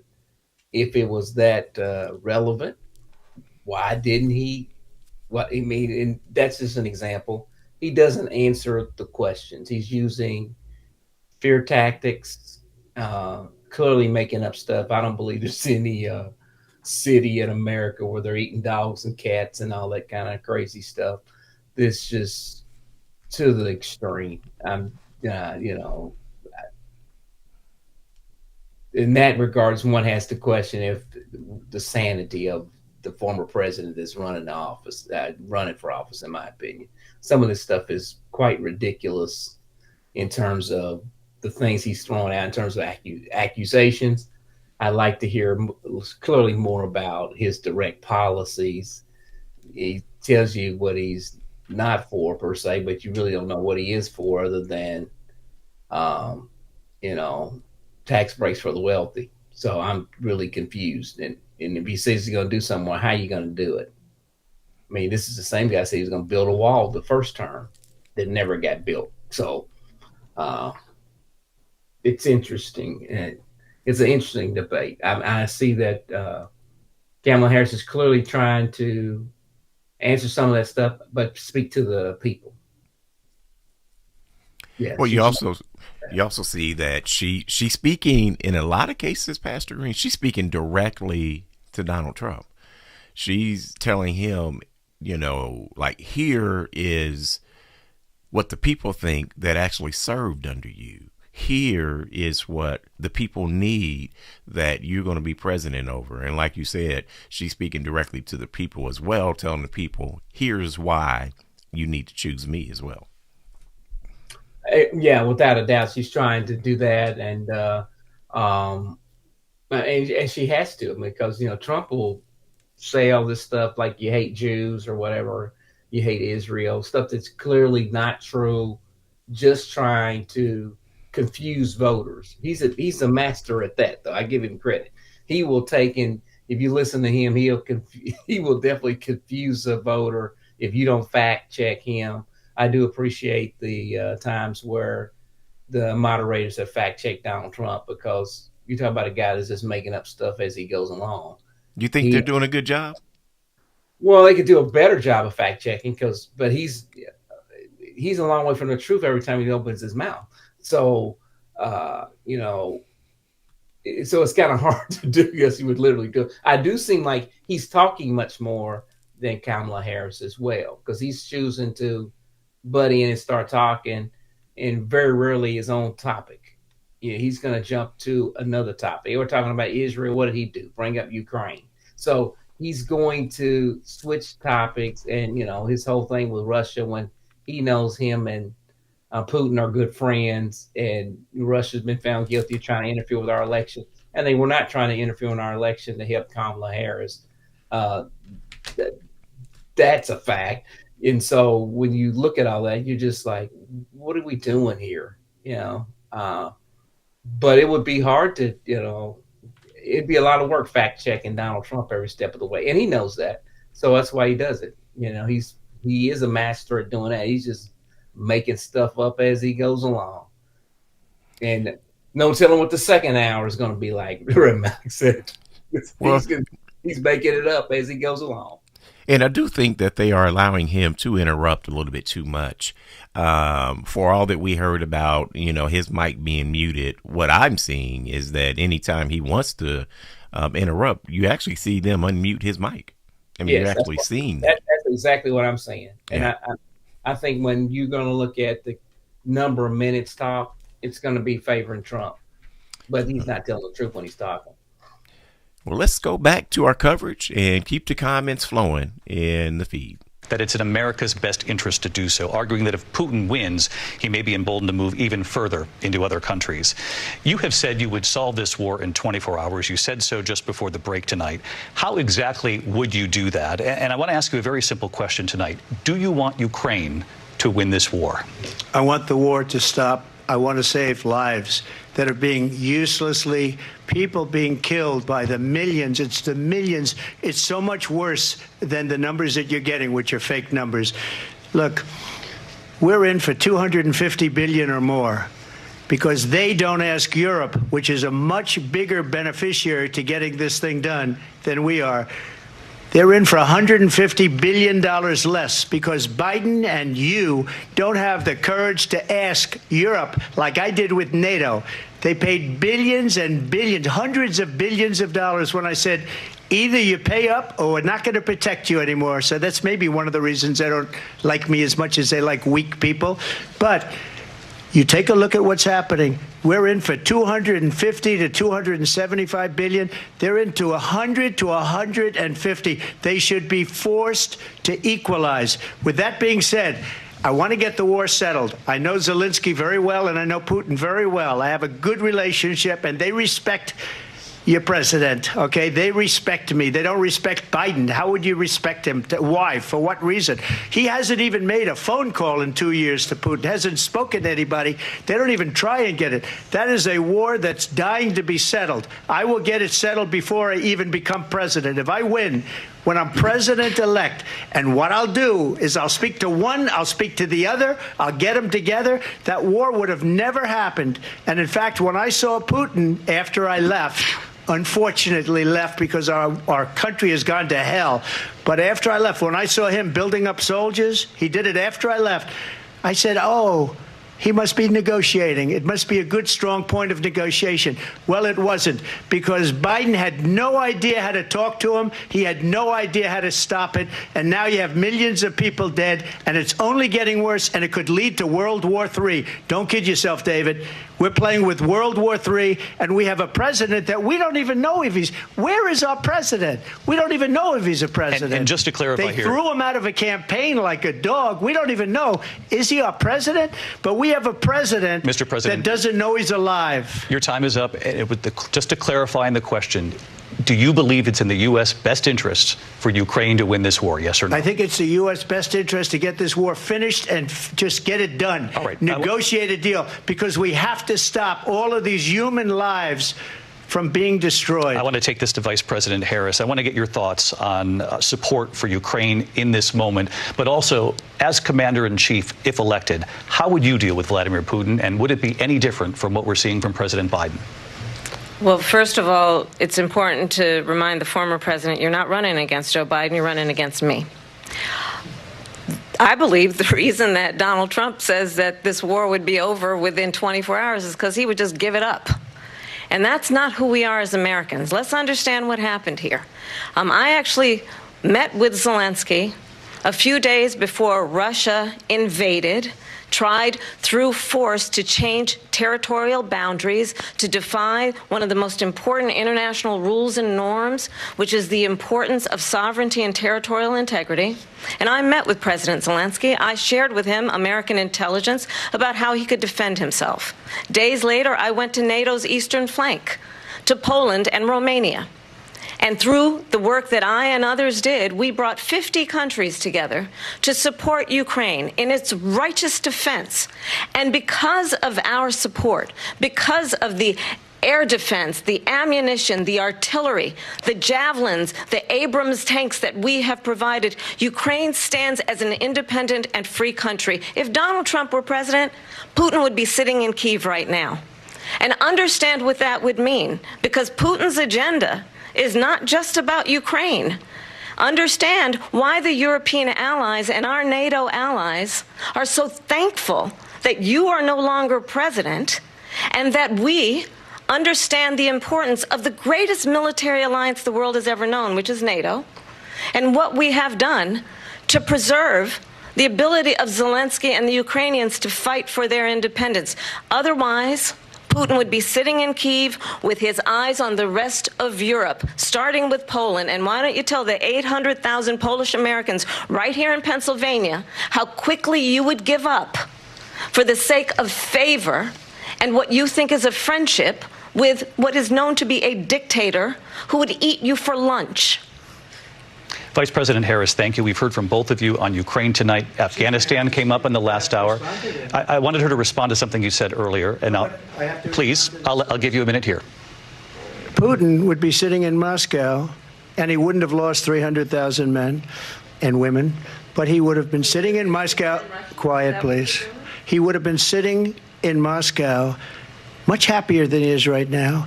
But eventually, you know, he's got a thing that other people don't have. He's got nuclear weapons. They don't ever talk about that. He's got nuclear weapons. Nobody ever thinks about that. And eventually, maybe he'll use them, and maybe he hasn't been that threatening. But he does have that, something we don't even like to talk about. Nobody likes to talk about it. But just so you understand, they sent her to negotiate peace before this war started. 3 days later, he went in and he started the war because everything they said was weak and stupid. They said the wrong things. That war should have never started. She was the emissary. They sent her in to negotiate with Zelensky and Putin, and she did. And the war started 3 days later. And that's the kind of talent we have with her. She's worse than Biden. In my opinion, I think he's the worst president in the history of our country. She goes down as the worst vice president in the history of our country. But let me tell you something. She is a horrible negotiator. They sent her in to negotiate. As soon as they left, Putin did the invasion. President Trump, thank you. You did bring up something. You said she went to negotiate with Vladimir Putin. Vice President Harris, have you ever met Vladimir Putin? Can you clarify tonight? Yet again, I said it at the beginning of this debate, you're going to hear a bunch of lies coming from this fellow. And that is another one. When I went to meet with President Zelensky, I've now met with him over 5 times. The reality is it has been about standing as America always should, as a leader upholding international rules and norms, as a leader who shows strength, understanding that the alliances we have around the world are dependent on our ability to look out for our friends and not favor our enemies because you adore strongmen instead of caring about democracy. And that is very much what is at stake here. The President of the United States is commander-in-chief. And the American people have a right to rely on a president who understands the significance of America's role and responsibility in terms of ensuring that there is stability and ensuring we stand up for our principles and not sell them for the benefit of personal flattery. We've talked about Ukraine and Vladimir Putin. I do want to talk about Afghanistan. It came up in the first hour of this debate. I want to move on to Afghanistan. Stoltenberg said Trump did the most amazing thing I've ever seen. He got these countries, the 28 countries at the time, to pay up. He said, I've never seen. He's the head of NATO. He said, I've never seen. For years, we were paying almost all of NATO. We were being ripped off by European nations, both on trade and on NATO. I got them to pay up by saying one of the statements you made before, if you don't pay, we're not going to protect you. Otherwise, we would have never gotten it. He said it was one of the most incredible jobs that he's ever seen done. Thank you. I want to turn to Afghanistan. It came up in the first hour of the debate, and we witnessed a poignant moment today on Capitol Hill, honoring the soldiers who died in the chaotic withdrawal from Afghanistan. I do want to ask the Vice President, do you believe you bear any responsibility in the way that withdrawal played out? Well, I will tell you, I agreed with President Biden's decision to pull out of Afghanistan. 4 presidents said they would, and Joe Biden did. And as a result, America's taxpayers are not paying the $300 million a day we were paying for that endless war. And as of today, there is not one member of the United States military who is in active duty in a combat zone in any war zone around the world, the first time this century. But let's understand how we got to where we are. Donald Trump, when he was president, negotiated one of the weakest deals you can imagine. He calls himself a deal maker. Even his national security advisor said it was a weak, terrible deal. And here's how it went down. He bypassed the Afghan government. He negotiated directly with a terrorist organization called the Taliban.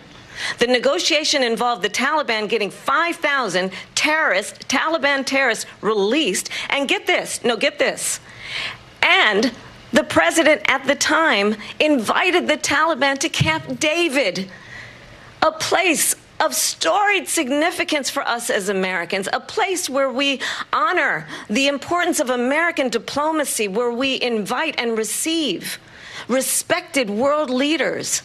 And this former president, as president, invited them to Camp David because he does not again appreciate the role and responsibility of the President of the United States to be commander-in-chief with a level of respect.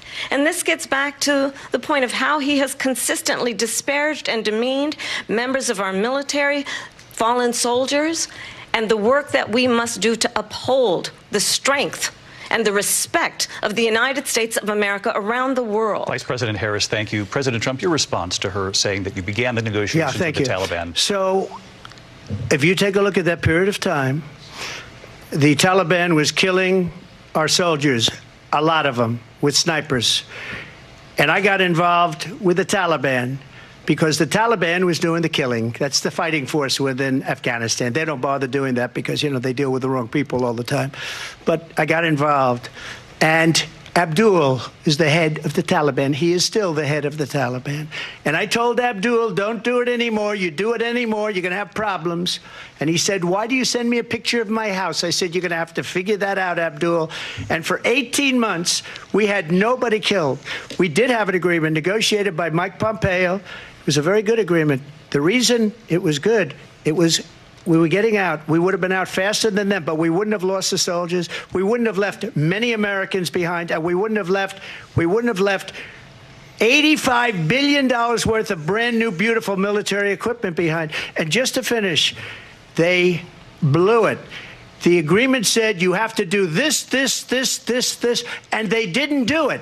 They didn't do it. The agreement was terminated by us because they didn't do what they were supposed to do. I want to move on. And these people did the worst withdrawal and, in my opinion, the most embarrassing moment in the history of our country. And by the way, that's why Russia attacked Ukraine, because they saw how incompetent she and her boss are. President Trump, thank you. I want to move on now to race and politics in this country. Mr. President, you recently said of Vice President Harris, quote, I didn't know she was black until a number of years ago when she happened to turn black, and now she wants to be known as black. I want to ask a bigger picture question here tonight. Why do you believe it's appropriate to weigh in on the racial identity of your opponent? I don't, and I don't care. I don't care what she is. I don't care. You make a big deal out of something. I couldn't care less. Whatever she wants to be is okay with me. But those were your words, so I'm asking. I don't know. I mean, all I can say is I read where she was not black, that she put out, and I'll say that. And then I read that she was black, and that's okay. Either one was okay with me. That's up to her. That's up to her. Vice President Harris, your thoughts on this? I think honestly, I think it's a tragedy that we have someone who wants to be president who has consistently, over the course of his career, attempted to use race to divide the American people. You know, I do believe that the vast majority of us know that we have so much more in common than what separates us, and we don't want this kind of approach that is just constantly trying to divide us, and especially by race. And let's remember how Donald Trump started. He was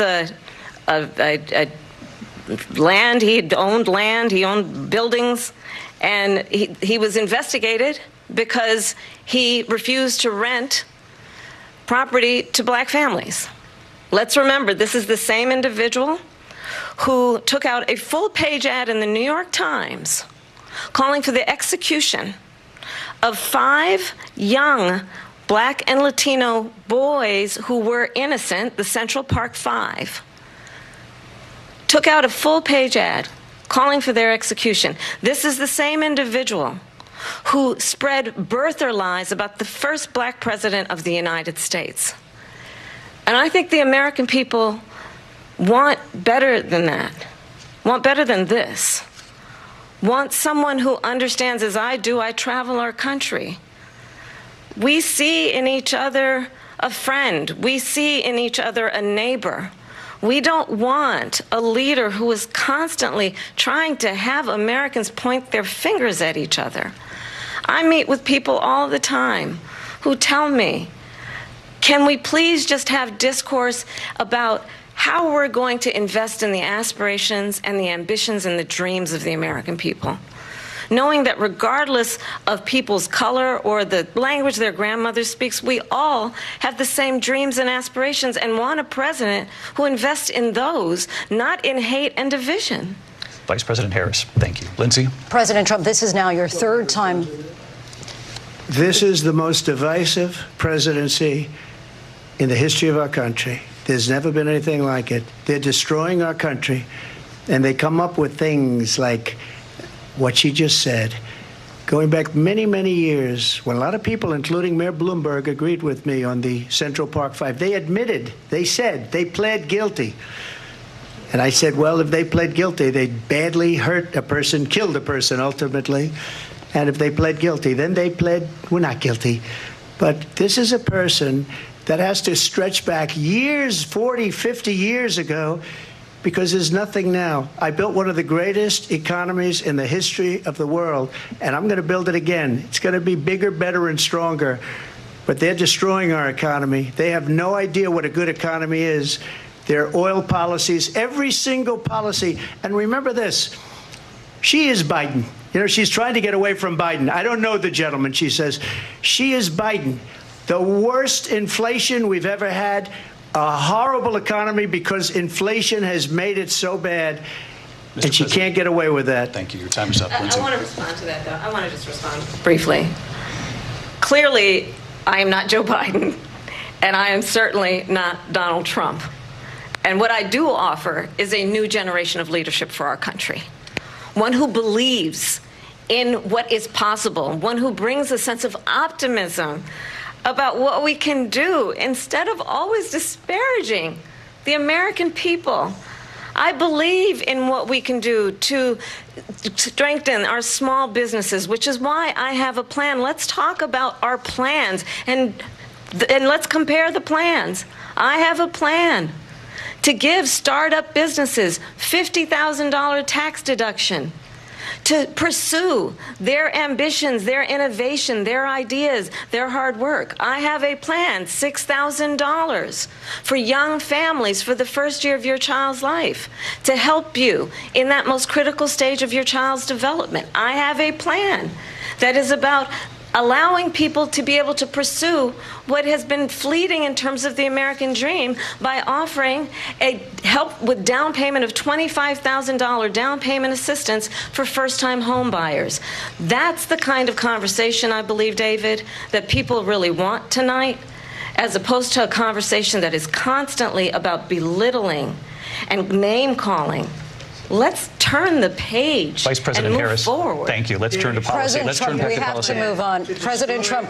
Let's turn to policy, please. She has a plan to defund the police. She has a plan to confiscate everybody's gun. President Trump, she has we do a have to plan move on to not other allow issues. fracking in Pennsylvania or anywhere else. Okay. That's what her plan is until just recently. I just need Lindsay, to go ahead. respond because Trump, the President former Trump, president has no, said I'm something sorry. twice that I need to respond No, to. I'm sorry. We're going to move on, Vice President Harris. President Trump, this is now your third time running for president. You have long vowed to repeal and replace the Affordable Care Act, also known as Obamacare. You have failed to accomplish that. You now say you're going to keep Obamacare, quote, unless we can do something much better. Correct. Last month, you said, quote, we're working on it. So tonight, 9 years after you first started running, do you have a plan, and can you tell us what it is? Obamacare was lousy health care, always was. It's not very good today. And what I said, that if we come up with something, and we are working on things, we're going to do it and we're going to replace it. But remember this. I inherited Obamacare because Democrats wouldn't change it. They wouldn't vote for it. They were unanimous. They wouldn't vote to change it. If they would have done that, we would have had a much better plan than Obamacare. But the Democrats came up. They wouldn't vote for it. I had a choice to make when I was president. Do I save it and make it as good as it can be, never going to be great, or do I let it rot? And I felt I had an obligation, even though politically it would have been good to just let it rot and let it go away. I decided, and I told my people, the top people, and they're very good people. I have a lot of good people in that administration. We read about the bad ones. We had some real bad ones, too, and so do they. They have really bad ones. The difference is they don't get rid of them. But let me just explain. I had a choice to make. Do I save it and make it as good as it can be, or do I let it rot? And I saved it. I did the right thing. But it's still never going to be great, and it's too expensive for people. And what we will do is we're looking at different plans. If we can come up with a plan that's going to cost our people, our population, less money and be better health care than Obamacare, then I would absolutely do it. But until then, I'd run it as good as it can be run. So just a yes or no, you still do not have a plan? I have concepts of a plan. I'm not president right now. But if we come up with something, I would only change it if we come up with something that's better and less expensive. And there are concepts and options we have to do that. And you'll be hearing about it in the not too distant future. Vice President Harris, in 2017, you supported Bernie Sanders' proposal to do away with private insurance and create a government-run health care system. 2 years later, you proposed a plan that included a private insurance option. What is your plan today? Well, first of all, I absolutely support, and over the last 4 years as vice president, private health care options. But what we need to do is maintain and grow the Affordable Care Act. But I'll get to that, Lindsay. I just need to respond to a previous point that the former president has made. I've made very clear my position on fracking. And then this business about taking everyone's guns away. Tim Walz and I are both gun owners. We're not taking anybody's guns away. So stop with the continuous lying about this stuff.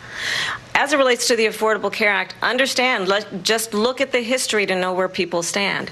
When Donald Trump was president, 60 times he tried to get rid of the Affordable Care Act. 60 times. I was a senator at the time when I will never forget the early morning hours when it was up for a vote in the United States Senate.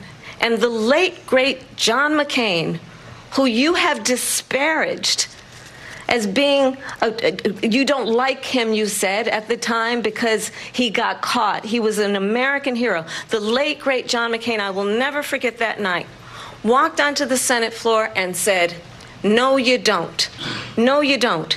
No, you don't get rid of the Affordable Care Act. You have no plan. And what the Affordable Care Act has done is eliminate the ability of insurance companies to deny people with pre-existing conditions. I don't have to tell the people watching tonight, you remember what that was like? Remember when an insurance company could deny if a child had asthma, if someone was a breast cancer survivor, if a grandparent had diabetes?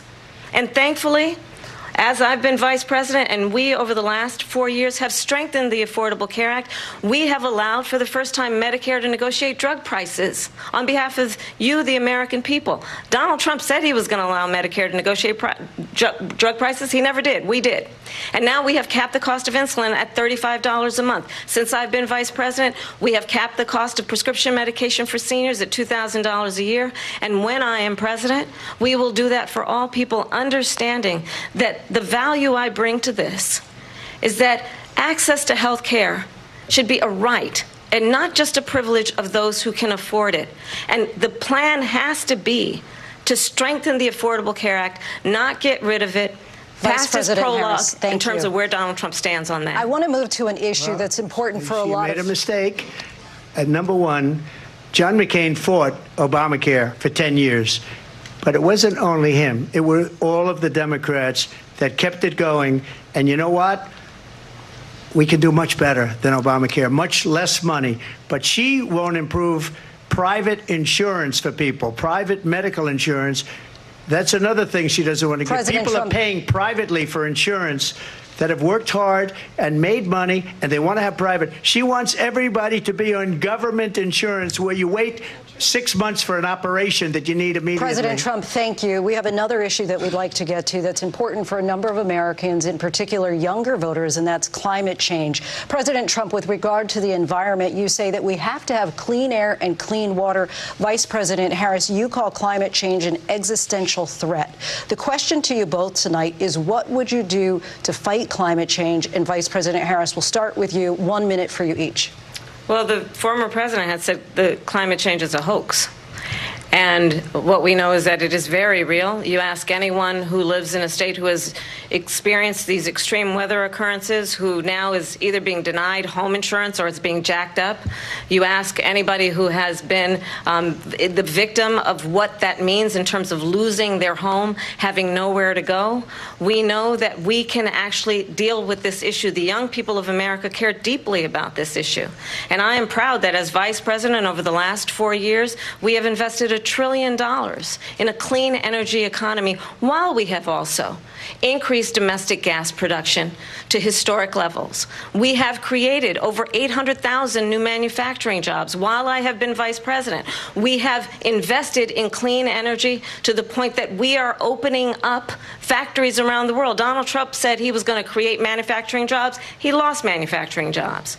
And I'm also proud to have the endorsement of the United Auto Workers and Sean Fain, who also know that part of building a clean energy economy includes investing in American-made products, American automobiles. It includes growing what we can do around American manufacturing and opening up auto plants, not closing them like happened under Donald Trump. Vice President Harris, thank you. That didn't happen under Donald Trump. Let me just tell you, they lost 10,000 manufacturing jobs this last month.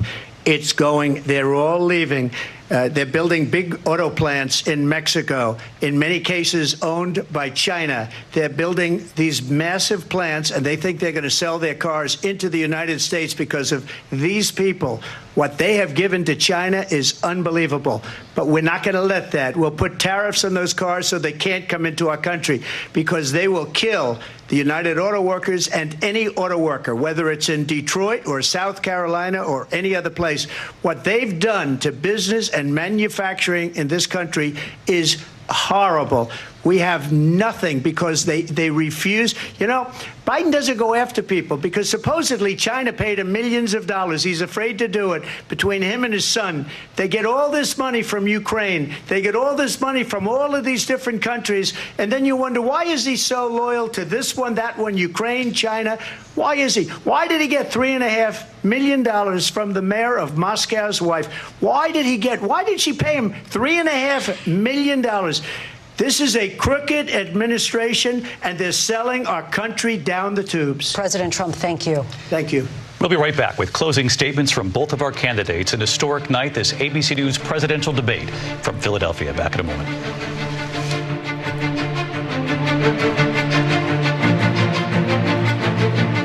The ABC News presidential debate will continue after this. Well, Mr. President, we're back. That last 30 minutes or so was a little bit different than our first hour. I would say they went a little bit more, I'll say round robin on some of the questions. Well, what are your thoughts on what we just witnessed in the last half hour? One candidate's got a policies and plans and another candidate doesn't. One candidate at least has a plan, semblances of a plan, and can speak to the plan in terms of policies and what they want to do. And one is simply name calling and saying this is terrible, this is terrible, this is terrible, when the data doesn't support that. We're talking about, stock market at all-time high, things that have happened in the last 4 years. Okay. So it lacks truth. And when you talk about healthcare system, which is what they talked about in this segment, after 9 years and you don't have a plan to replace Obamacare, then you don't have a plan, and you're not going to have one. You've been president, so if you should at least be beyond quote unquote. I got a concept, maybe. He did say that, didn't he? He said he had a concept, didn't he? But you've been 9 years, and that's the best you got. Well, heck, you're only president for 4. I mean, that means you don't have a plan. You just want to attack Obamacare or attack something. It's easy to play Monday morning quarterback and critique everything when you don't even have a plan, but you can critique everybody else's plan. Well, Kamala did mention that 60 times throughout his presidency that they tried to kill it and could not do that. And that wasn't just Democrats. And he ran on that. As a matter of fact, even before he ran in 2016, that was kind of the main issue. It wasn't the border back then. It was all about Obamacare. That's all you heard them running on. Then when he ran on the same thing. We're going to repeal and replace. And then one of his first votes, if you remember, in office was doing just that, repealing it. So he got it through one house, and then they had a victory lap. If you remember, they all got together, took pictures, talking about how great it was, and it didn't pass the other house. Right, because ultimately people want to be able to have insurance. They did not want to get caught up in, companies denying them insurance and not having access to health care.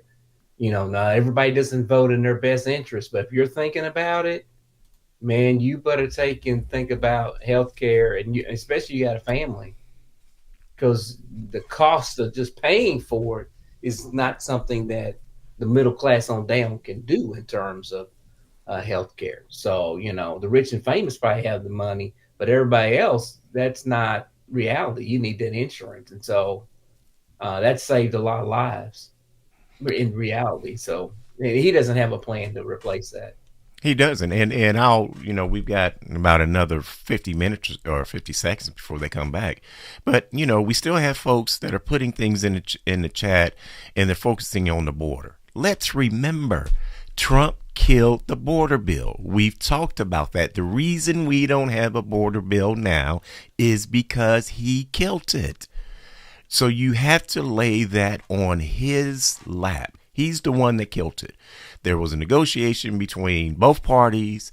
Republicans led it. They said it was a good deal. Democrats were not that happy with it, if you remember. Republicans were more, they were more on their side pleased with the deal that they negotiated than the Democrats were. And then Trump said, no, don't do it because I need to talk about it now. And I've said it before, I'm going to say it again. You've fallen for the okie doke. Here you are, Ramon. You're talking about the border. Trump killed it. Why aren't you holding him responsible? Same thing with Afghanistan. He's the one that laid the groundwork for it. He's the one that said get out in May, a few months after. He's the one that wouldn't let his security folks, Homeland Security, he wouldn't let them deal with Afghanistan. Well, they're back. So let's go ahead and finish up. One that is focused on the future, and the other that is focused on the past, and an attempt to take us backward. But we're not going back. And I do believe that the American people know we all have so much more in common than what separates us. And we can chart a new way forward. And a vision of that includes having a plan, understanding the aspirations, the dreams, the hopes, the ambition of the American people, which is why I intend to create an opportunity economy, investing in small businesses, in new families, in what we can do around protecting seniors, what we can do that is about giving hardworking folks a break and bringing down the cost of living. I believe in what we can do together that is about sustaining America's standing in the world and ensuring that we have the respect that we so rightly deserve, including respecting our military, and ensuring we have the most lethal fighting force in the world. I will be a president that will protect our fundamental rights and freedoms, including the right of a woman to make decisions about her own body and not have her government tell her what to do. I'll tell you, I started my career as a prosecutor. I was a DA, I was an attorney general, a United States senator, and now vice president. I've only had one client, the people. And I'll tell you, as a prosecutor, I never asked a victim or a witness, are you a Republican or a Democrat? The only thing I ever asked them, are you okay? And that's the kind of president we need right now. Someone who cares about you and is not putting themselves first. I intend to be a president for all Americans and focus on what we can do over the next 10 and 20 years to build back up our country by investing right now in you, the American people. Vice President Harris, thank you. President Trump? So she just started by saying she's going to do this, she's going to do that, she's going to do all these wonderful things. Why hasn't she done it? She's been there for 3.5 years. They've had 3.5 years to fix the border. They've had 3.5 years to create jobs and all the things we talked about. Why hasn't she done it? She should leave right now, go down to that beautiful White House, go to the Capitol, get everyone together and do the things you want to do, but you haven't done it and you won't do it because you believe in things that the American people don't believe in. You believe in things like we're not going to frack. We're not going to take fossil fuel. We're not going to do things that are going to make this country strong, whether you like it or not. Germany tried that, and within 1 year, they were back to building normal energy plants. We're not ready for it. We can't sacrifice our country for the sake of bad vision. But I just ask one simple question. Why didn't she do it? We're a failing nation. We're a nation that's in serious decline. We're being laughed at all over the world. All over the world, they're laughed. I know the leaders very well. They're coming to see me. They call me. We're laughed at all over the world. They don't understand what happened to us as a nation. We're not a leader. We don't have any idea what's going on. We have wars going on in the Middle East. We have wars going on with Russia and Ukraine. We're going to end up in a third world war, and it'll be a war like no other because of nuclear weapons, the power of weaponry. I rebuilt our entire military. She gave a lot of it away to the Taliban. She gave it to Afghanistan. What these people have done to our country, and maybe toughest of all, is allowing millions of people to come into our country. Many of them are criminals, and they're destroying our country. The worst president, the worst vice president in the history of our country. President Trump, thank you. And that is our ABC News presidential debate from here in Philadelphia at the National Constitution Center. I'm Lindsay Davis. And I'm David Muir. Thank you for watching here in the U.S. and all over the world, and from all of us here at ABC News. Good night.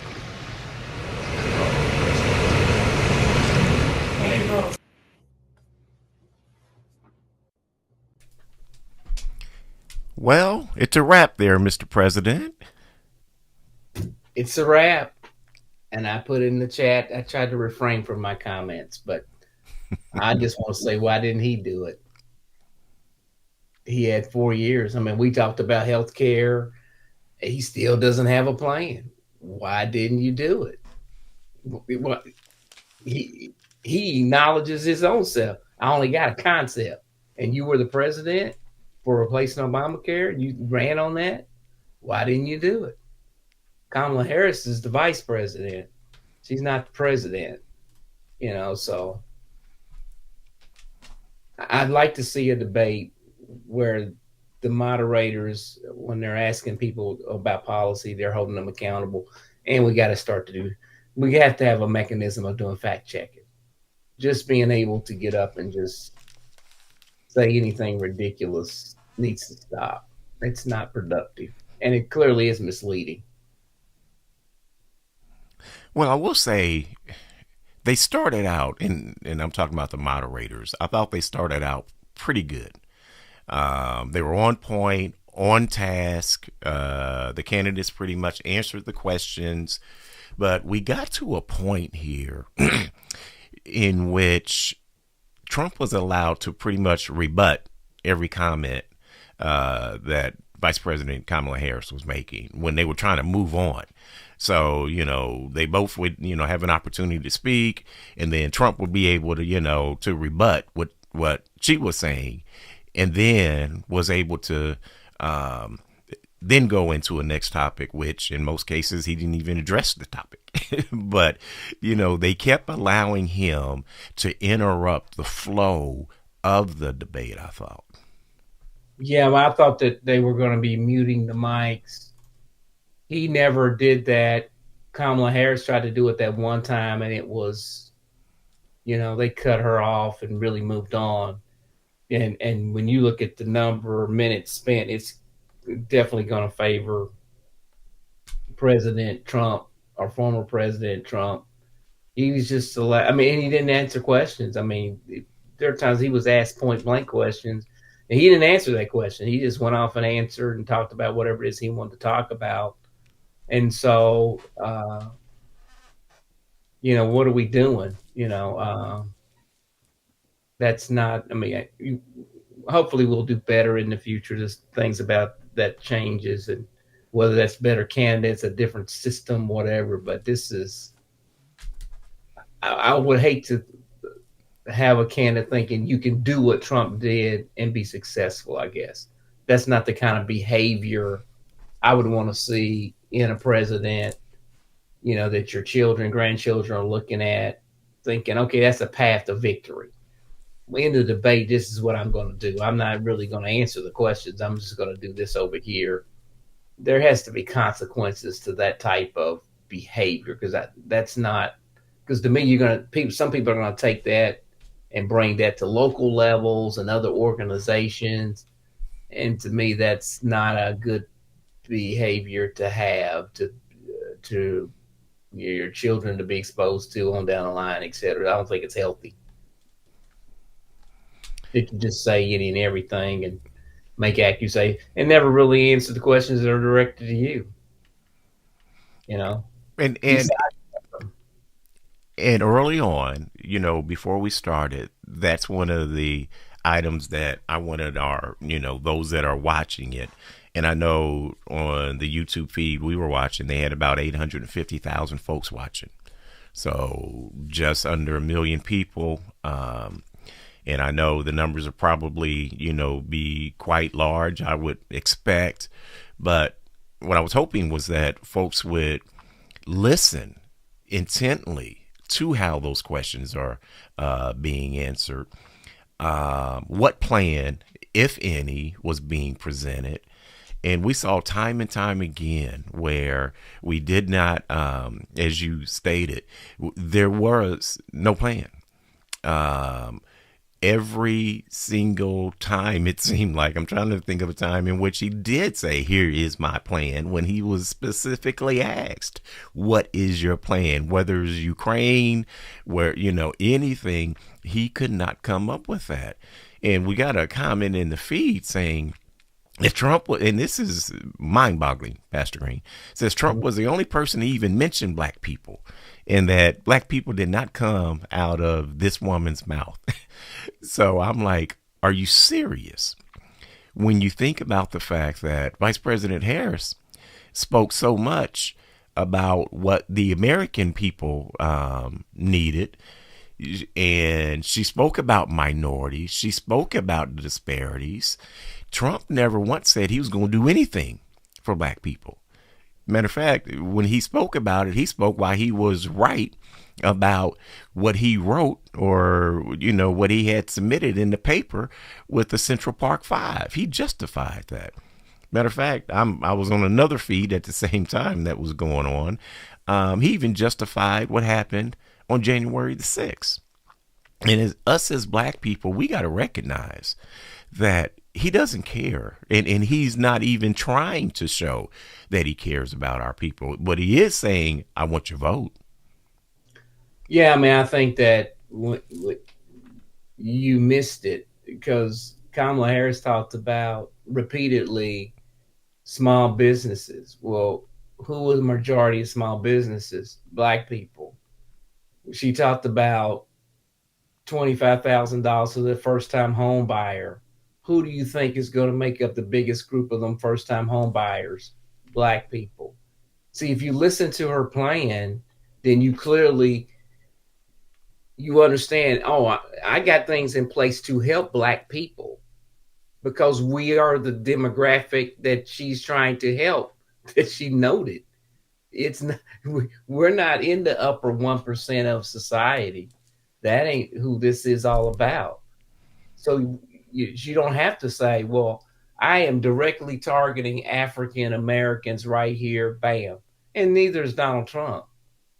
And at least we can hold somebody who tells you what their plan is, you get to hold them accountable to, well, did this first-time home buyers thing happen? Did this $50,000 tax break for small business happen? There are plans. With Donald Trump, you can't hold him accountable because he didn't promise you nothing. He didn't say anything about helping Black people. He didn't come to saying what I'm going to do for first-time home buyers, what I'm going to do for small businesses. He made absolutely no commitment, which means you got absolutely nothing coming because you can't hold him accountable for it because he didn't say he was going to do it. Kamala Harris, at least Vice President her, she gave you some plans. So she don't do it, you obviously can vote her out because you have something to start from to say, okay, this is what she said she was going to do. And so that's the start point of the conversation. Did this happen or did somebody else interrupt it, etc.? Donald Trump made absolutely no promises on any of that stuff. He didn't talk about no plan. You don't get to hold him accountable to any of it because he didn't tell you he was going to do it. He's not even pretending to, as a matter of fact. I mean, think about exactly when we were in Project 2025 came up early. You know, when you think about all the things that are in there, those items affect Black people. They are in the document. They hurt Black people. They will hurt Black families. I mean, that's just a fact. And that's why I've got to disagree with another part of that last comment, which a piece of it said you cannot have an educated conversation regarding politics in this country is pretty much what they're saying. Well, yeah, you can have an educated conversation, but you got to be willing to listen to the facts. We can have educated conversations, and that's what we try to do day in and day out. You know, having an educated conversation means here are the facts. And the facts tell us exactly. And you know what? We talk about hindsight being 2020. We can go back and look at his administration, and we can ask ourselves what was put in place. If you saying that nothing's done to target Black folks, what was put in place to help them? Because what we didn't talk about, you know, when you got things such as student loan forgiveness, when you have, you know, some of those other items that are helping Black families, when you have like the attack that's going on DEI right now, you know, that's happening on the Trump side. That's happening on the MAGA side. You don't hear, and they're talking about taking away. They're talking about doing away with initiatives that will help a certain population. So we cannot forget that this is actually part of the plan. They're going to do away with that. While you're saying, well, Kamala Harris may not be doing enough. Let's be clear. They have a targeted plan to kick us and keep us down. Without a doubt, Red Mountain. And we can have an educated conversation because the reality is if we allow the facts to be the facts, that's different. We can have different opinions, but we can't have different facts. Did this happen or did this not happen? Does Project 25 exist or does it not? If it factually exists, and it does, and you can go read it, it's a factual document. Now, you can have a different opinion, but you don't have different facts about what it is and what it contains and what they wrote because the people who wrote it, the president, our former President Trump's vice president was clearly part of it. He's documented in it. So if that's a fact, you know, you may not like it or you don't really want to agree with it, but it is facts. You can have different opinion about it, but the facts are it does exist and it does contain items that are clearly anti-DEI because they tell you we want to kill DEI, we want to get rid of DEI. Okay, well that's a fact. That's a part of Project 2025. They want to get rid of DEI. So if you're okay with that, then you just say, okay, I'm okay with getting rid of DEI. That's Say it. Just say it. And some of us might say, well, I ain't okay with that, but other people may say they are, but don't try to say, well, they don't really say that. Well, it does say that. That part's factual. It does say that.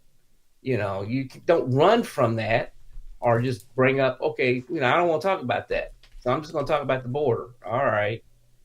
You're in Indiana. You're not even living on the border. What are you talking about? And that's key. Especially when you talk about the things that she did share as far as what she would do. We have to think, how would that help us in our lives and our children's lives? You mentioned the home buyer piece. I think you also mentioned the small business piece. Those are things that we can certainly look forward to say that would help. That would certainly help our people. That would help those that, have been struggling and didn't have what Donald Trump had, regardless of however many millions it was that his father gave him. The majority of us don't have that. Okay. And Trump certainly saying that he's not going to be providing that for other folks. There's nothing that he's saying regarding small businesses. You don't hear anything in regards to pumping money into education. You don't hear anything in regards to pumping money into healthcare. So all, in the things that you think we desire, well, you don't see Trump addressing those issues. He couldn't even address them during the debate. Every time he had an opportunity to answer what he would do, he never did. And Kamala Harris, I'll say this, Pastor. Kamala Harris said at the very beginning, here's what's going to happen throughout this debate. She pretty much called it from the very beginning. It's not going to be anything but grievances. He's not going to do anything but tell lies. He's going to ramble, and that's pretty much what he did. And name call, and that's what he did. He walked around issues, never gave a direct answer on any of these questions. Would you do this? Yes or no? He never answered it. He skated it, and he name called and disparaged people and the country. Like, okay, we're just going we're just da. And he's the only savior for it. That was his answer. If you think about it, that was his answer for everything. If I'm just there, then there wouldn't have. If I was there would be no war. If I was there, they wouldn't have did. If I was there, well, wait a minute. You're just telling us if you're there, you don't have to do nothing, but everything just changed because you're there. Really? Exactly. That was his philosophy, and that's what he stuck with, and just, really ran down everybody else. Having an educated conversation means you've got to look at all of those areas. You have to. What we can do, and part of this conversation, part of this conversation is so we can educate our children, so our children understand what the issues are, so our children understand what's important. We got folks, that are saying, well, we shouldn't even be involved as black people in politics. Well, why should we not? If it wasn't for our involvement, we would not have gotten or made the gains that we gained, whether it be through civil rights or beyond. It wasn't because, white folks saying, here's what you need, or other ethnicities saying, let's do that for the black folks. No, the black folks had to stand up and fight. And we have to play, I'll say, the game of politics. We have to play that as part of rising up and doing better for our families. Well, our forefathers bled, died, sacrificed so we could vote, etc. So we have to at least understand it and engage, because not engaging ain't going to help you. You got people, literally the Donald Trumps of the world, trying to take you out. So, to not engage is not a solution. You have to engage. Now you may say, I want better candidates. Well, you still got to demonstrate you're willing to vote, because these better candidates, nobody will ever step up. They feel like, well, I'll never get the support. They can't say, okay, I'm coming, I'm going to do this, and you've never voted. They're not going to do that. It doesn't work that way. We got to demonstrate. We got to step up. We got to be informed. And again, we may have different opinions, but we can't have different facts. We need to, here are the facts. Here's what we're dealing with. Come November, you got these two candidates. We don't have two other candidates. We got these two, and you have to pick between those two candidates. And that's that is the fact. Those are the two, and you got to pick between those two. You know, Rem Alexander ain't on the ballot. You may feel like if I had Rem Alexander, then okay, I'd get excited and do it. But he ain't on the ballot. We got these two over here, and you got to pick between those two and go forward. Vote in the other damn ballot things as well. But I will say this: I am proud of Kamala Harris to have to stand through the lies, stay focused, and share whatever your policies are. I mean, that's a hard environment to do that. You're over on one side sharing your policies and plans. The other one ain't doing that, but they're just talking and throwing stuff out there and talking about people, and this person's terrible, it's the worst it's ever been, and all that. Yeah, that's hard. That's a tough situation right there. It's very hard. Yeah. So, Pastor, we're going to have to pretty much wrap it up. And I want folks, as you kind of replay this entire debate in your head, and as you're, thinking about who I'm going to vote for, as you're considering that, even in your conversations, speak about the facts. Speak about the facts. Bring those facts up. Don't, too much we're into, once again, just clips. Watch the whole debate if you didn't get a chance to listen to the answers. Because if we were in a room just talking to one another and we were having conversation and those were the answers we were getting, from a Donald Trump, we'd walk out, what in the world was that? And that's what I feel on tonight, Pastor Green. So we've got a candidate that had a lot of thoughts and ideas and proudly shared with those words. And then we had another one that just ducked and dodged every single time. So you can criticize the one that said, here's my plan, and say, well, they're not doing enough. Well, how are you going to criticize that when the other one said, I'm not going to do anything? Matter of fact, I'm going to take it away. And I'll give you the final word, but I'll say this lastly, Pastor, because this DEI thing, it's real. And a lot of states are already taking that out, taking DEI language out. Universities, you're seeing it now. You're seeing companies, and we'll be talking about this, on some of our Concerned Clergy shows. You got John Deere that's taking it out. You have Lowe's that is already taken out. You have other major companies that have already taken it out. So we got to recognize, or do we want to continue to go down that path?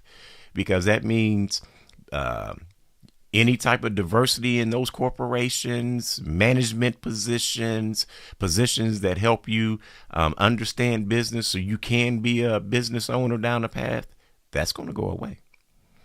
So, Pastor Green, I just hope that as a community of color that we really evaluate what's best for our entire community.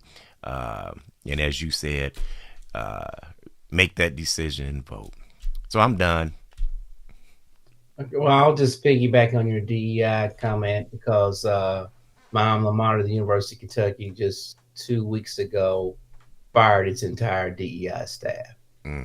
They eliminated the whole staff, saying that getting ready for the 2025 legislative session, they didn't want to fight with the Republican government there, led government, and got rid of everybody, got rid of the whole DEI thing.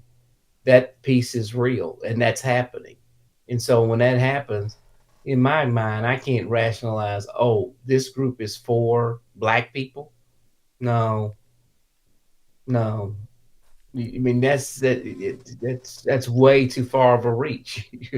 What are they doing for me? They doing nothing for me. They're getting rid of DEI. I can't support that as an African American, and I can't believe it, accept it like that's going to be a good thing when that's not going to be a good thing. And that's what MAGA is all about. Make America Great Again is saying we want to go back to pre all this stuff, pre civil rights, pre DEI. That's what it's designed to do. That is not going to benefit black people. And Donald Trump is just saying, well, just elect me, and then you ain't got nothing else to worry about in the future. Right, because you ain't going to be voting in the future, because he's going to be a dictator and he's going to run it his way. And that's not going to be good for black people. It ain't going to be good for women in terms of their health care. There's a number of people in that. And when you're going to be a dictator, you don't care about an election, right? So you can go make those moves and make it fall, and we would all suffer. We don't want to do that. We need to still keep it where every 4 years in a democracy, if you don't like it, you can always vote and change it. And we need to keep that as an option. And that's number one, versus ending up with a dictator saying, I can't believe they did that. Well, in this case, they're writing and telling you they're going to do it. The question is, do you want to go along with it? So we got to be engaged and go vote. Good night, everybody. Thank you for joining us on this historical moment. We'll continue the conversation on tomorrow's Concerned Clergy radio show at 7 o'clock, and that'll be broadcast live on AM 1310, 95.1 FM, and 92.7 FM. But yeah, we'll pick up our debate coverage and get your thoughts. Maybe some of you will get a good night's rest and maybe come back thinking differently. Well, we hope everyone has a great night. Take care. Thanks, Pastor.